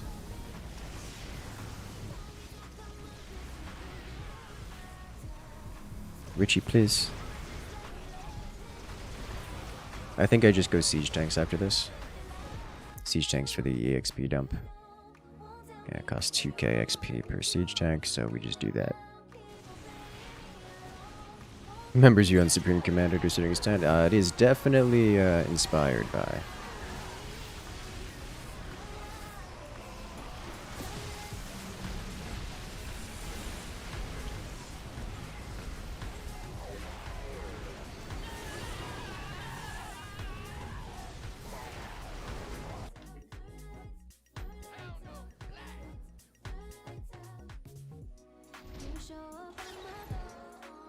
Alright, next we get another one of these.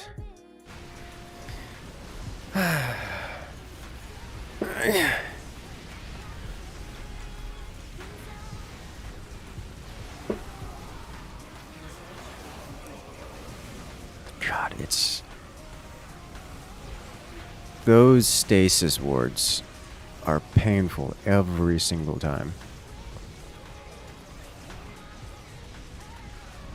Yeah, I hate to see it. You love to see it.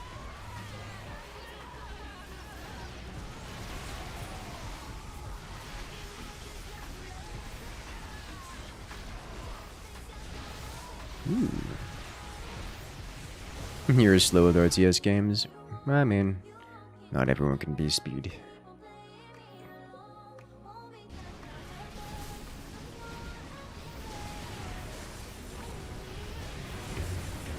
Could you do Baneling tank spam next? That's not really... You can't... This is like playing rock, paper, scissors.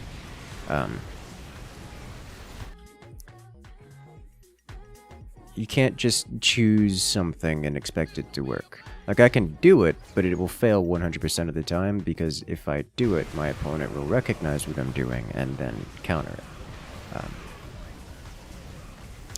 But if there is an instance which comes up in which Baneling tank spam is the appropriate answer, then yes, I would absolutely do so. Without hesitation.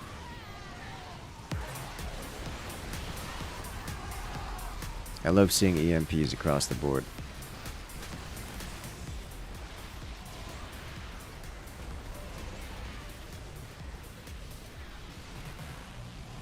Is one of these from last time? Or do I just... No. Okay. All those zealots. 0% chance of my survival there. It will fail 95% of the time. 95% of the time. You haven't gotten that mindset to work. You've gotten that mindset to work a few times. Yeah. All it takes... The reality is anything works. Including being AFK. All you have to do is play against opponents who are using a less effective strategy. Why do some Ascendant have orbs that have a black circle underneath them? Those don't. I don't know. I didn't recognize. I didn't see any such things. We'll have to get back to you on that. We'll see here in a moment. Orb with black circle. Where are you at?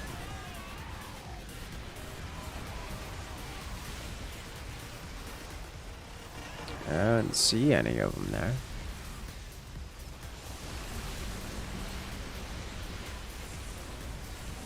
Ooh, but it's, my wave is still alive with siege tanks behind, which means we're stacking pretty hard.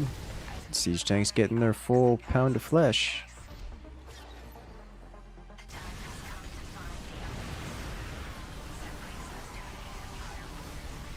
Enemy here is doing a ridiculous amount of damage. Yes, yes, he is. They could change the graphic of attacks. The graphics don't. The graphics of attacks don't change. Only the graphics of specific units. Ascendants aren't one of those units, though Alrak himself is, as a hero unit, able to be changed cosmetically. What I suspect you're seeing is not anything related to the orb so much as the uncountably dense amount of corpses being produced by the orb, which is causing such a shadow upon the ground. I suspect is the case here.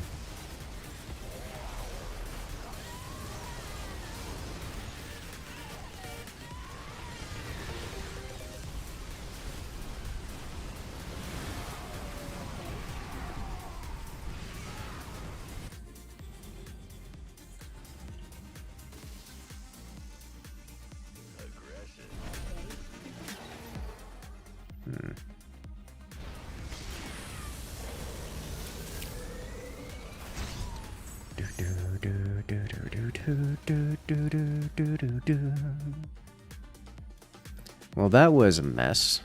We came through at the end. Well done, everyone.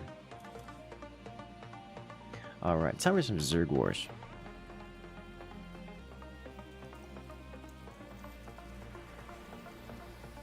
Let's do a Zerg War. A Zerg... Wow. Yeah, it's really fallen off, hasn't it? Is there a current lobby open? Do you see some Keystone, which is interesting to me?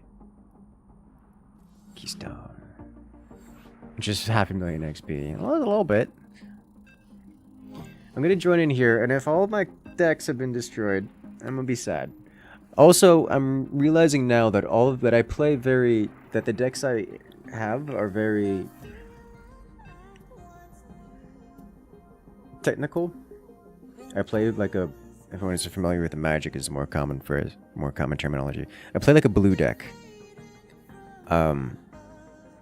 And I haven't played this game in a while, so I don't know what my deck looks like. Which is a very, very bad thing. Especially so when you're playing blue decks.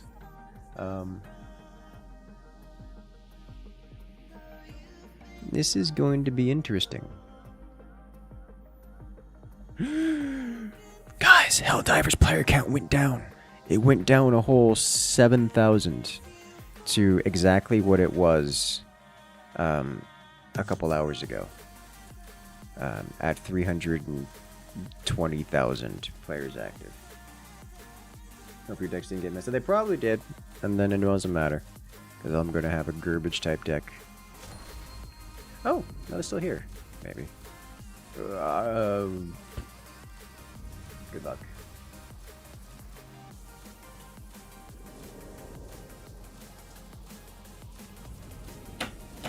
This deck relies very, very much so on playing specific cards at specific times, and also not playing specific cards at specific times.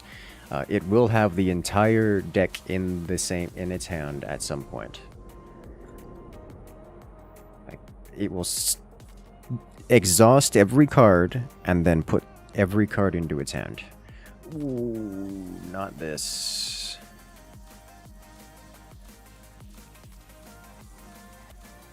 None of these are amazing. I can't afford that right now. This isn't much better. Okay, well, sucks to me.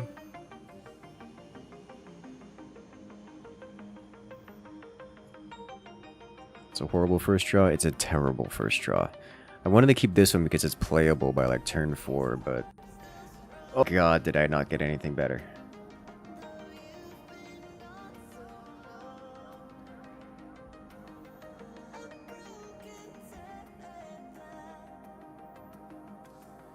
It's certainly not amazing. Yes, we're getting Comcasted again. Alrighty, have a good night there, Banana Bean. Good luck out there. 7. I'm getting all of my late game cards. All of them.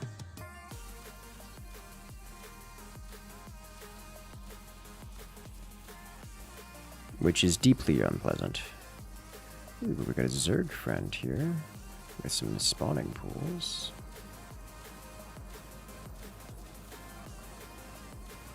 A shield matrix, yay! Yeah.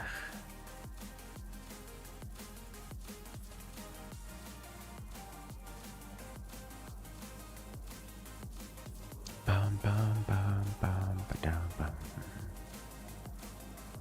My poor hand. My poor hand is so late. This deck is capable of tempo, I promise.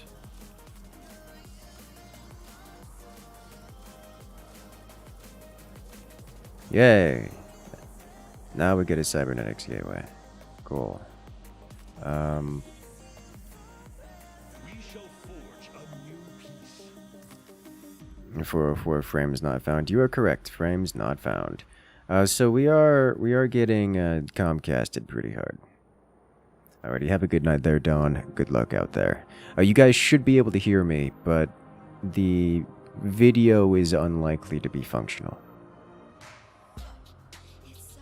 We drew a Cybernetics Gateway, which is a 3 mineral, 1 Vespine gas. I did manage to play that Artanis card that we kept. Got a clip of it. It's sent it launching an orb at a black hole. I am interested in seeing the clip. If you post it in the Discord, I will check it out momentarily.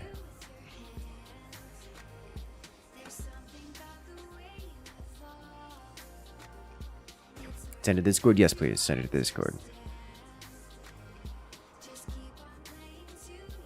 Revenge of the unused game. Oh no.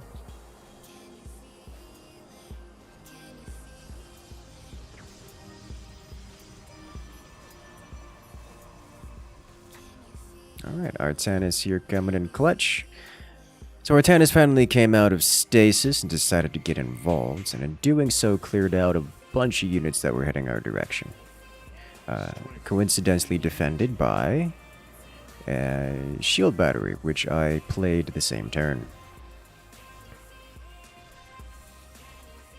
So now that we're getting up in the resources, I can actually afford to play some of the cards I have, which is nice. There is a ghost invisible on our side of the field. We don't have detection on the field, however, so that's, you know, somewhat unpleasant. This turn I'm going to pick up another mineral and play 2 cybernetics cores. Or cybernetics gateways, which will send 1 stalker every turn until they are destroyed. However, there is a chunky amount of units heading our direction, and we do not have meaningful amount of units to oppose them. I have 1 Artanis on the field already, currently being healed by the shield batteries, and a 2nd Artanis on the field, or spawning in now. It appears that there is a swath of allied Zerg that spawned this wave. Nice charge set, which would be good. But with 2 Artanis moving forward, we can kind of push them back substantially, which would be nice. I'm going to go ahead and bring up Shield Matrix again and a Zeratul, which will reveal the highest, most expensive card in each of the opponent's decks. And then we'll pay attention to that so I know what I'm looking out for.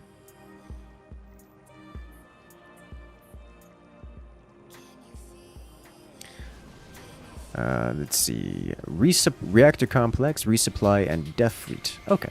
So we're looking for some Terran Madness as well as a big button out of Protoss, so that's not too big of a deal to work with. Alright, so let's go ahead and cast Liara, Shade Thief, and potentially Archon of Justice, just to get it out of the hand. Alternatively, I can cast Towering Colossi. Use up all of our money here. And it's a delay, so that will be effective. And while this is happening, I'm going to check out that. Oh wow, that is a lot of Marine dropping on us all of a sudden. Coincidentally, we have some defensive units or tactical units hanging out back here to defend against such things, including a Zeratul, which would be quite effective. Because we have these Colossi on delay, they won't come out this turn. However, I can cast Archon of Justice and Devoted Defenders, which also won't come out this turn because that's how units usually work. You place them on the fields where they do not launch until next turn. Coincidentally, the same turn as that set of Colossi. This is on purpose. Next, I'm going to be casting the Dreadnought, which comes out this turn because it's a single heroic carrier that comes out with Rush, so it will be coming out this turn. Coincidentally, the same turn as those other 2 cards I played last turn, and the 1 giant amount of Colossi that came out the turn previous. So we're coming out with 1 giant push of Protoss units, along with a teammate who decided to do a massive push of Zerg. So this should go pretty far, barring a hefty amount of area of effect damage from the opponents, of which there is some substantial amount of Storm, clearing up a lot of those Zerg units.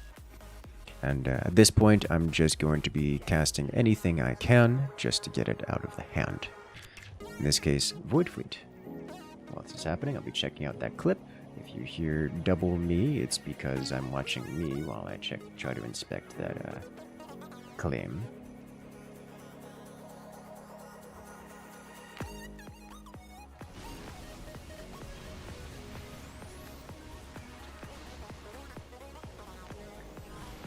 I'm not sure. I see the black circle you're referring to. I'm not sure. That's probably just a visual glitch. It happens sometimes. Alright, in this case I'm going to be probably casting these 2 to get them going.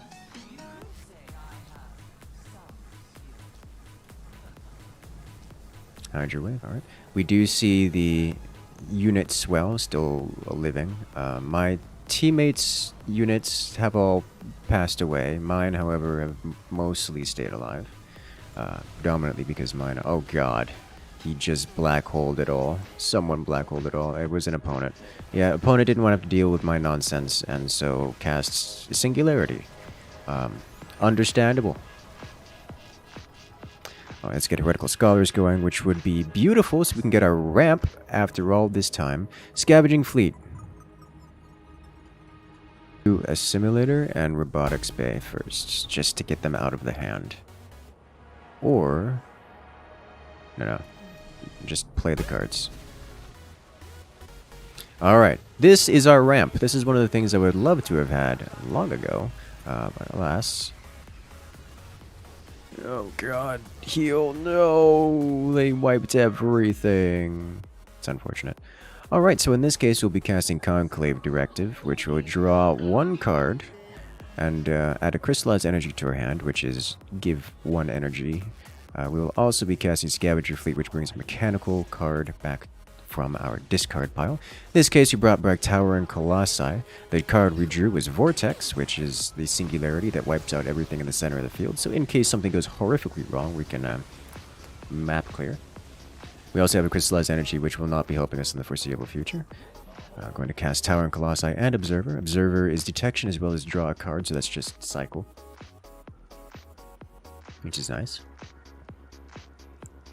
I'm trying to burn through my deck as quickly as possible, so I can have everything in my hand. Because when everything is in hand, I can pop off as it is. What is this game mode? This is like Magic or Hearthstone, but StarCraft style, where instead of having control over the cards and how they attack, it's an auto-battler, which is a fun little way of going about it. Alright. We can repole our ramp using Scrapyard Stalkers, which is what I'm going to do. Right now. Yes! We are beginning the cycle.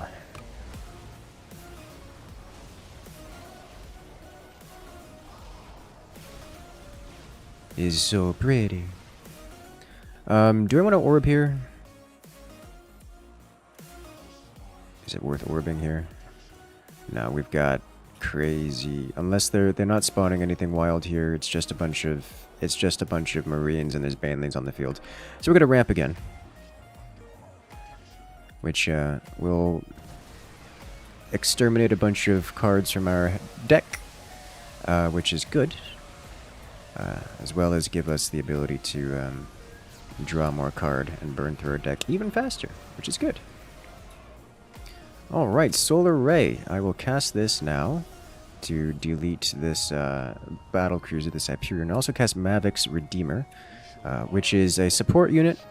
For so long it is on the field and alive, it draws a card from our discard pile, which is very effective. You have a good one there, Lone Wolf. Thank you. Alright, so Hyperion has been eliminated, while our giant towering walkers move in. Zerg teammate here has been very effective at pushing into them. Okay, very good, very good. Liara Scourge, Void Scourge, and then Prismatic Beam will be effective. Do I want to do this actually? Yes, because it's not a rush and this will make it active. And we'll get that card back. Unless it fails? Oh, no, we already have a Void Ray on the field. Never mind. This is fine. Let's see. That's a lot of Marines. I'm going to orb this, I think. Yeah, we're just going to orb that. It's not the most amount of Marines, but I can orb it. And I would rather my Colossi not get bullied here. As well as my Mavics. Keep Mavics alive if possible. Chances are the orb won't arrive in time to save Mavics, but it might be there in time to save the Colossi, and potentially help against some of the others. Oh, Mavic survives. Banelings fail, because there's just not enough Banelings. The web comes through, clears up, making a nice, clean path for everyone else. Hey, isn't it pretty? Alright, Double Merge Mind, which fetches our cheapest action card, which draws our cheapest action card from the deck, which should be our cycle. Because we only have 4 cards left in the deck. And we haven't seen our cycle yet. Oh look, it's the cycle. At the bottom of the deck. Or you love to see it. So I can play that when our deck hits 0, but for now, we're going to start piling as many cards into our hand as possible. Such as Unbound Thought. I don't really want to cast Unbound Thought this time. Unbound Thought reduces the cost of other spells in my hand. Conclave Directive, I don't want to use that anymore for the rest of the game because it discards cards from our hand, or from our deck, our draw pile, and our draw pile is already extinguished. So at this point, I'm going to be casting this, which will shuffle all of my discarded cards, all of my mechanical discarded cards back into my deck. I'm also going to get rid of this, just so it's out of my hand, because I'm never going to need that again, and 1 Prismatic Beam, just to do something this turn, and blow up one of their hero units. Ta-da! Goodbye, hero unit. It'll be missed. The opponents have cast Transformation on their main base, which refills its HP in the hope to save them an extra turn. And they are actually starting to push forward out of this. However, I doubt it's going to be enough. We got an Observer, which is a cycle and draws another card for us. I could also cast this, which would draw a card. However, I'm not going to do that, because then this card will go into our discard pile, and in doing so, we'll have to be drawn again before I can keep it going. It does actually look... well... oh, no. These Colossi are strong. They burn through the Marines. So that's a lot of eliminations on those. Void Fleet Rush or Solar Ray. I don't know which I want here. So I'm going to cast Solar Ray? No. Get a little more aggressive. Void Fleet. Looks like they didn't spawn anything worth targeting with the Solar Ray, so it's good that I didn't do that. In exchange, I got a bunch of Void Rays on the field which apply direct damage to the enemy's face. We're going to Scrapyard Stalkers here immediately. I'm also going to Crystallized Energy to also cast Solar Ray. The Solar Ray deletes the strongest enemy unit on the field. Scrapyard Stalkers recovers the cheapest action card from my discard pile, which should be a Prismatic Beam, which will delete one of the strongest enemy units on the field. Convenient. Victory. Well done. So that's, awesome. Welcome to Magic the Gathering, but StarCraft. Very entertaining. Very enjoyable. You love to see it. Ooh, another one. Let's do it again.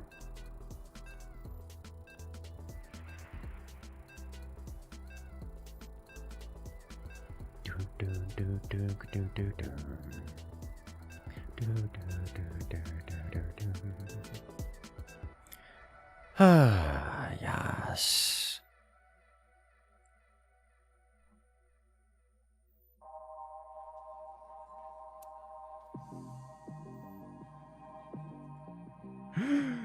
I got a notification that a new match on internet people connectivity service. Yay! I'm so excited. More social activity.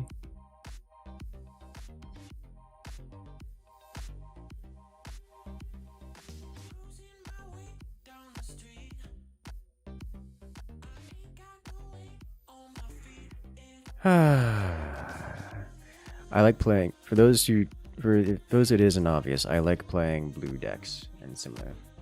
Would you call it a StarCraft the arcadening? Yes. I'll go with that.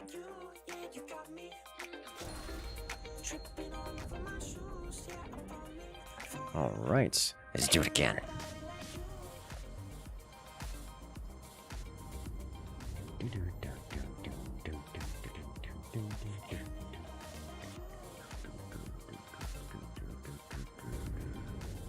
Magicraft, the brooding.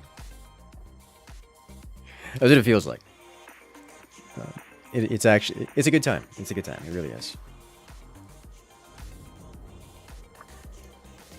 People are like, but Incursus, you don't play Magic the Gathering. You're right. I play the StarCraft version. Because it's harder. Because everything StarCraft is harder.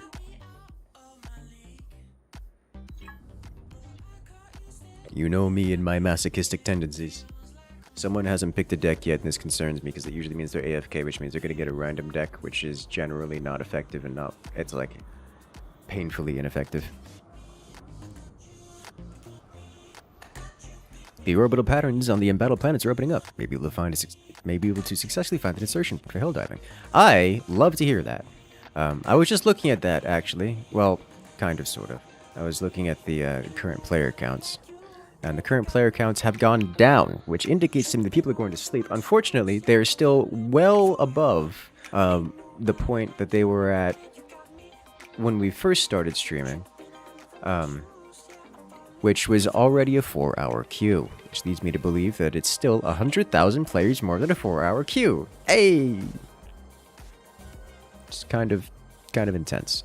So this is a much better... So this is the kind of hand I hope to start with. As much as I haven't gotten... This is much more of an average hand. What I would expect to get out of my deck.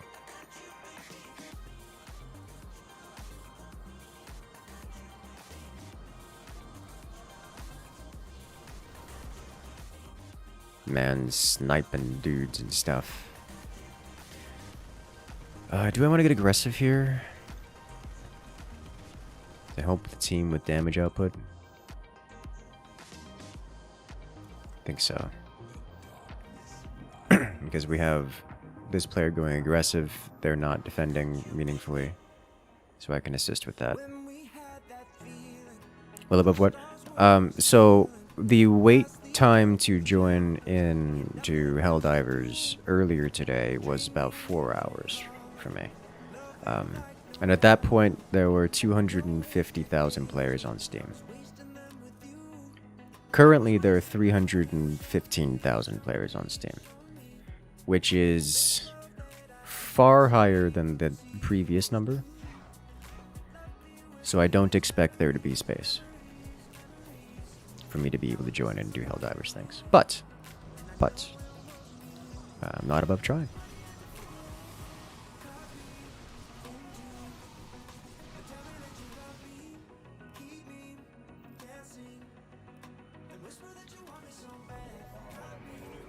give me more cards, please.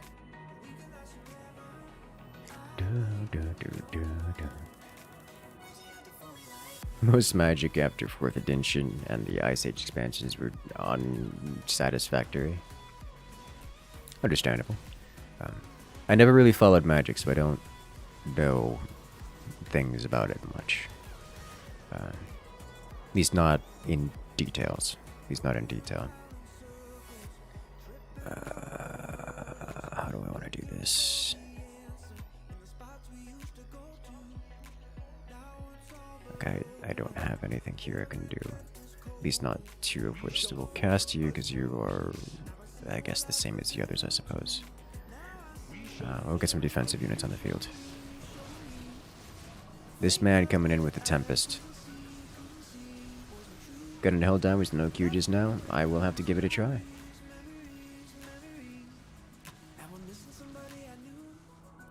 And I know it wasn't you. Alright, so I need this. No, not this.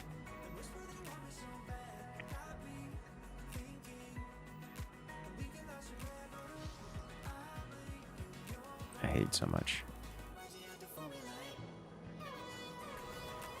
And this will help keep our dudes alive here and actually defend against the Tempest menace. See, look, it keeps it alive. Teammates, on the other hand, are going kind of nuts with the aggression, and that makes me happy. That man got a... Oh god, he got a heroic carrier on the field already. Okay. I haven't cast any spells, so I don't want to scrapyard stalkers yet. That's relatively low value play. However, running out of other things to do, so we can do this. Get a bunch of units on the field, send them out.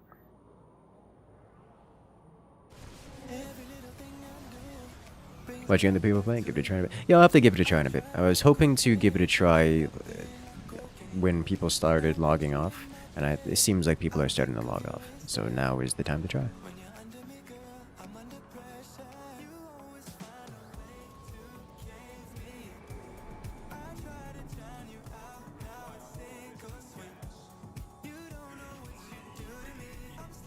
There we go.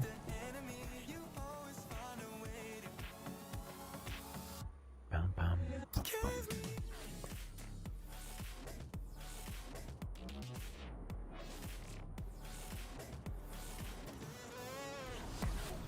Oh, hello. We got frozened. It's not a big deal, I suppose, but it's a little annoying. As it hits some of our hero units. That's a big upgraded battle cruiser too, holy smokes. Alright then.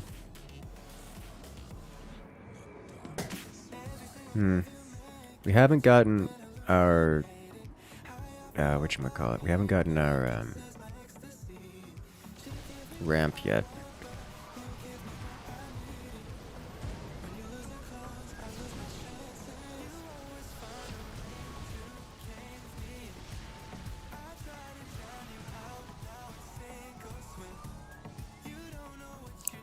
Yeah, let's just nuke the carrier.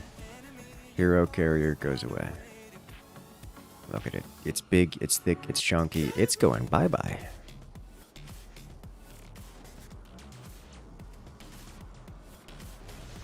Goodbye. Ooh, and a beautiful nuke. Look at all that damage. That actually freed up all of our units as well, which is, you know, nice. I'll do Shield Matrix, which should save this Archon from death. That's about it, really. I'm gonna cast Robotic Spade to get it out of the hand? Question mark? Nah. Yeah. It's really there in case of emergency, but I don't need it that much. I would prefer to have an empty hand in this case. Shield Matrix fully restores all the shields on our units, such as our hero unit over here, as well as the Archon, which once again got put in stasis, which is, you know, a little unpleasant.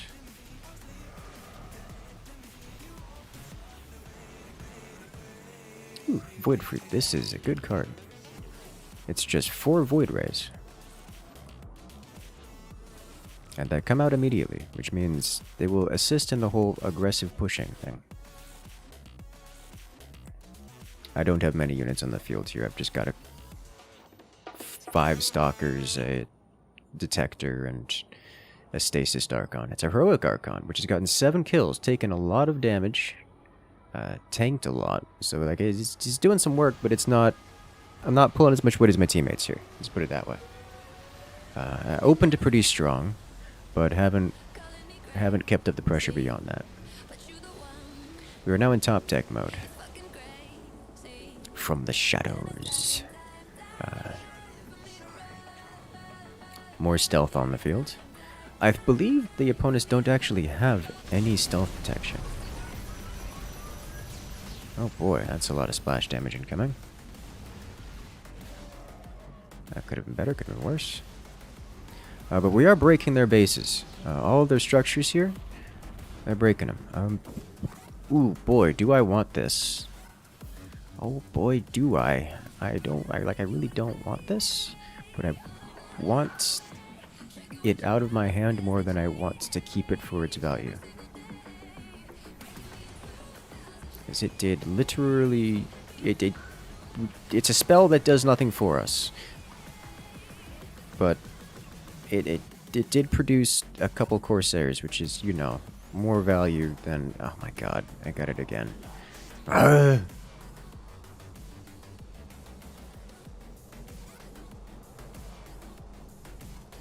can do this and get this back immediately, because it plays this first, and then it will come back because I played the other thing. That way I just have Stalkers too. More units on the field. More units for the units. My teammates are playing Swarm. I'm going to assist with as many units as I can, which is not many units, but it is some units. This hybrid is going to ruin us, and I don't have an answer to it yet. We haven't gotten our ramp yet, which is deeply unsatisfying. We haven't gotten any spells actually. For a spell deck, this is a spell deck, by the way. We haven't gotten any spells, but it's, you know, we're trying.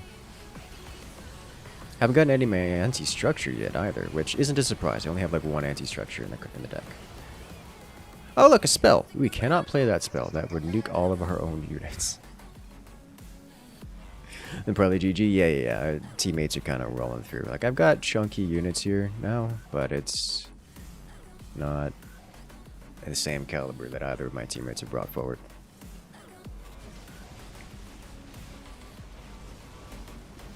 I like how my units are retreating to come back and heal before going back out again, which they do, by the way. A lot of my units will return to the shield batteries, regen their shields, and then go back in, which gives them value, great value over time. So, like, I feel like I played my role well, but my role was entirely unnecessary with this set of teammates, at least in this match, because the team just kind of walked over and punched them. So I'm sitting like, hey guys, you need support? No? Oh, okay. That's fine too. So that's that. I'm a big fan of... I like that. I do like Keystone. It's not a perfect game. There's a reason I don't play it often. But it is fun.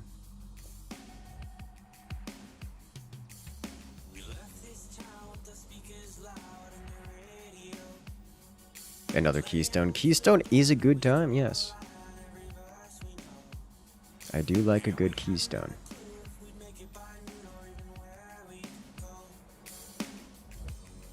Alright, let's see, what else have we got here? Ooh, warships. Have you guys seen the glory that is warships? Because, it's a good time.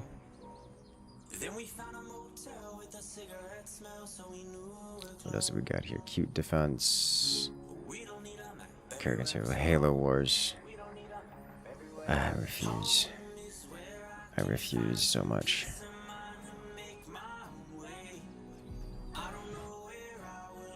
Let's see. Servers at capacity. Please try again later.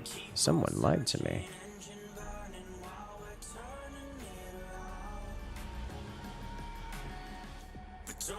Servers at capacity. Please try again later.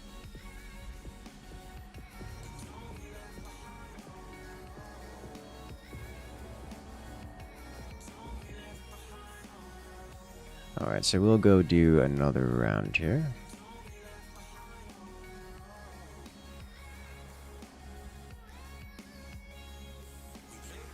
Looks like not much going there. So I don't see a Zerg Wars active right now, which is saddening. Arcade's not particularly active right now, is it? Alright, so we'll go ahead and bring up Zerg Wars. Standard 4v4. Do standard 4v4. Arcade is back. Hello there, Zed. Welcome in. DM requires a lot of players, and I'm not going to set up a lobby for that. Because I don't want to set up a lobby for that.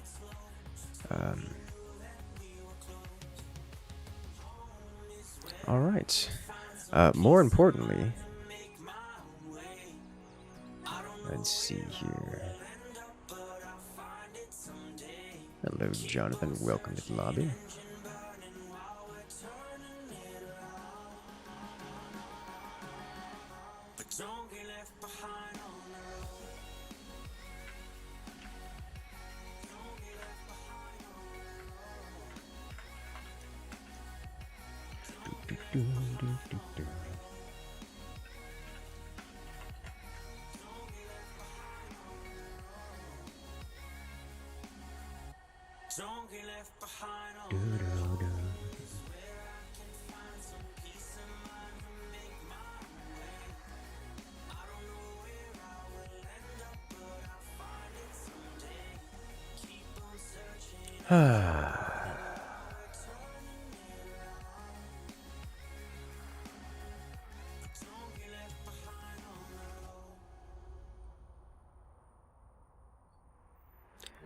Alright.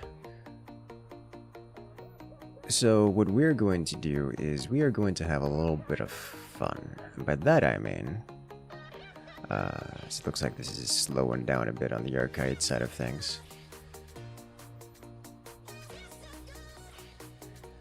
What do we have here?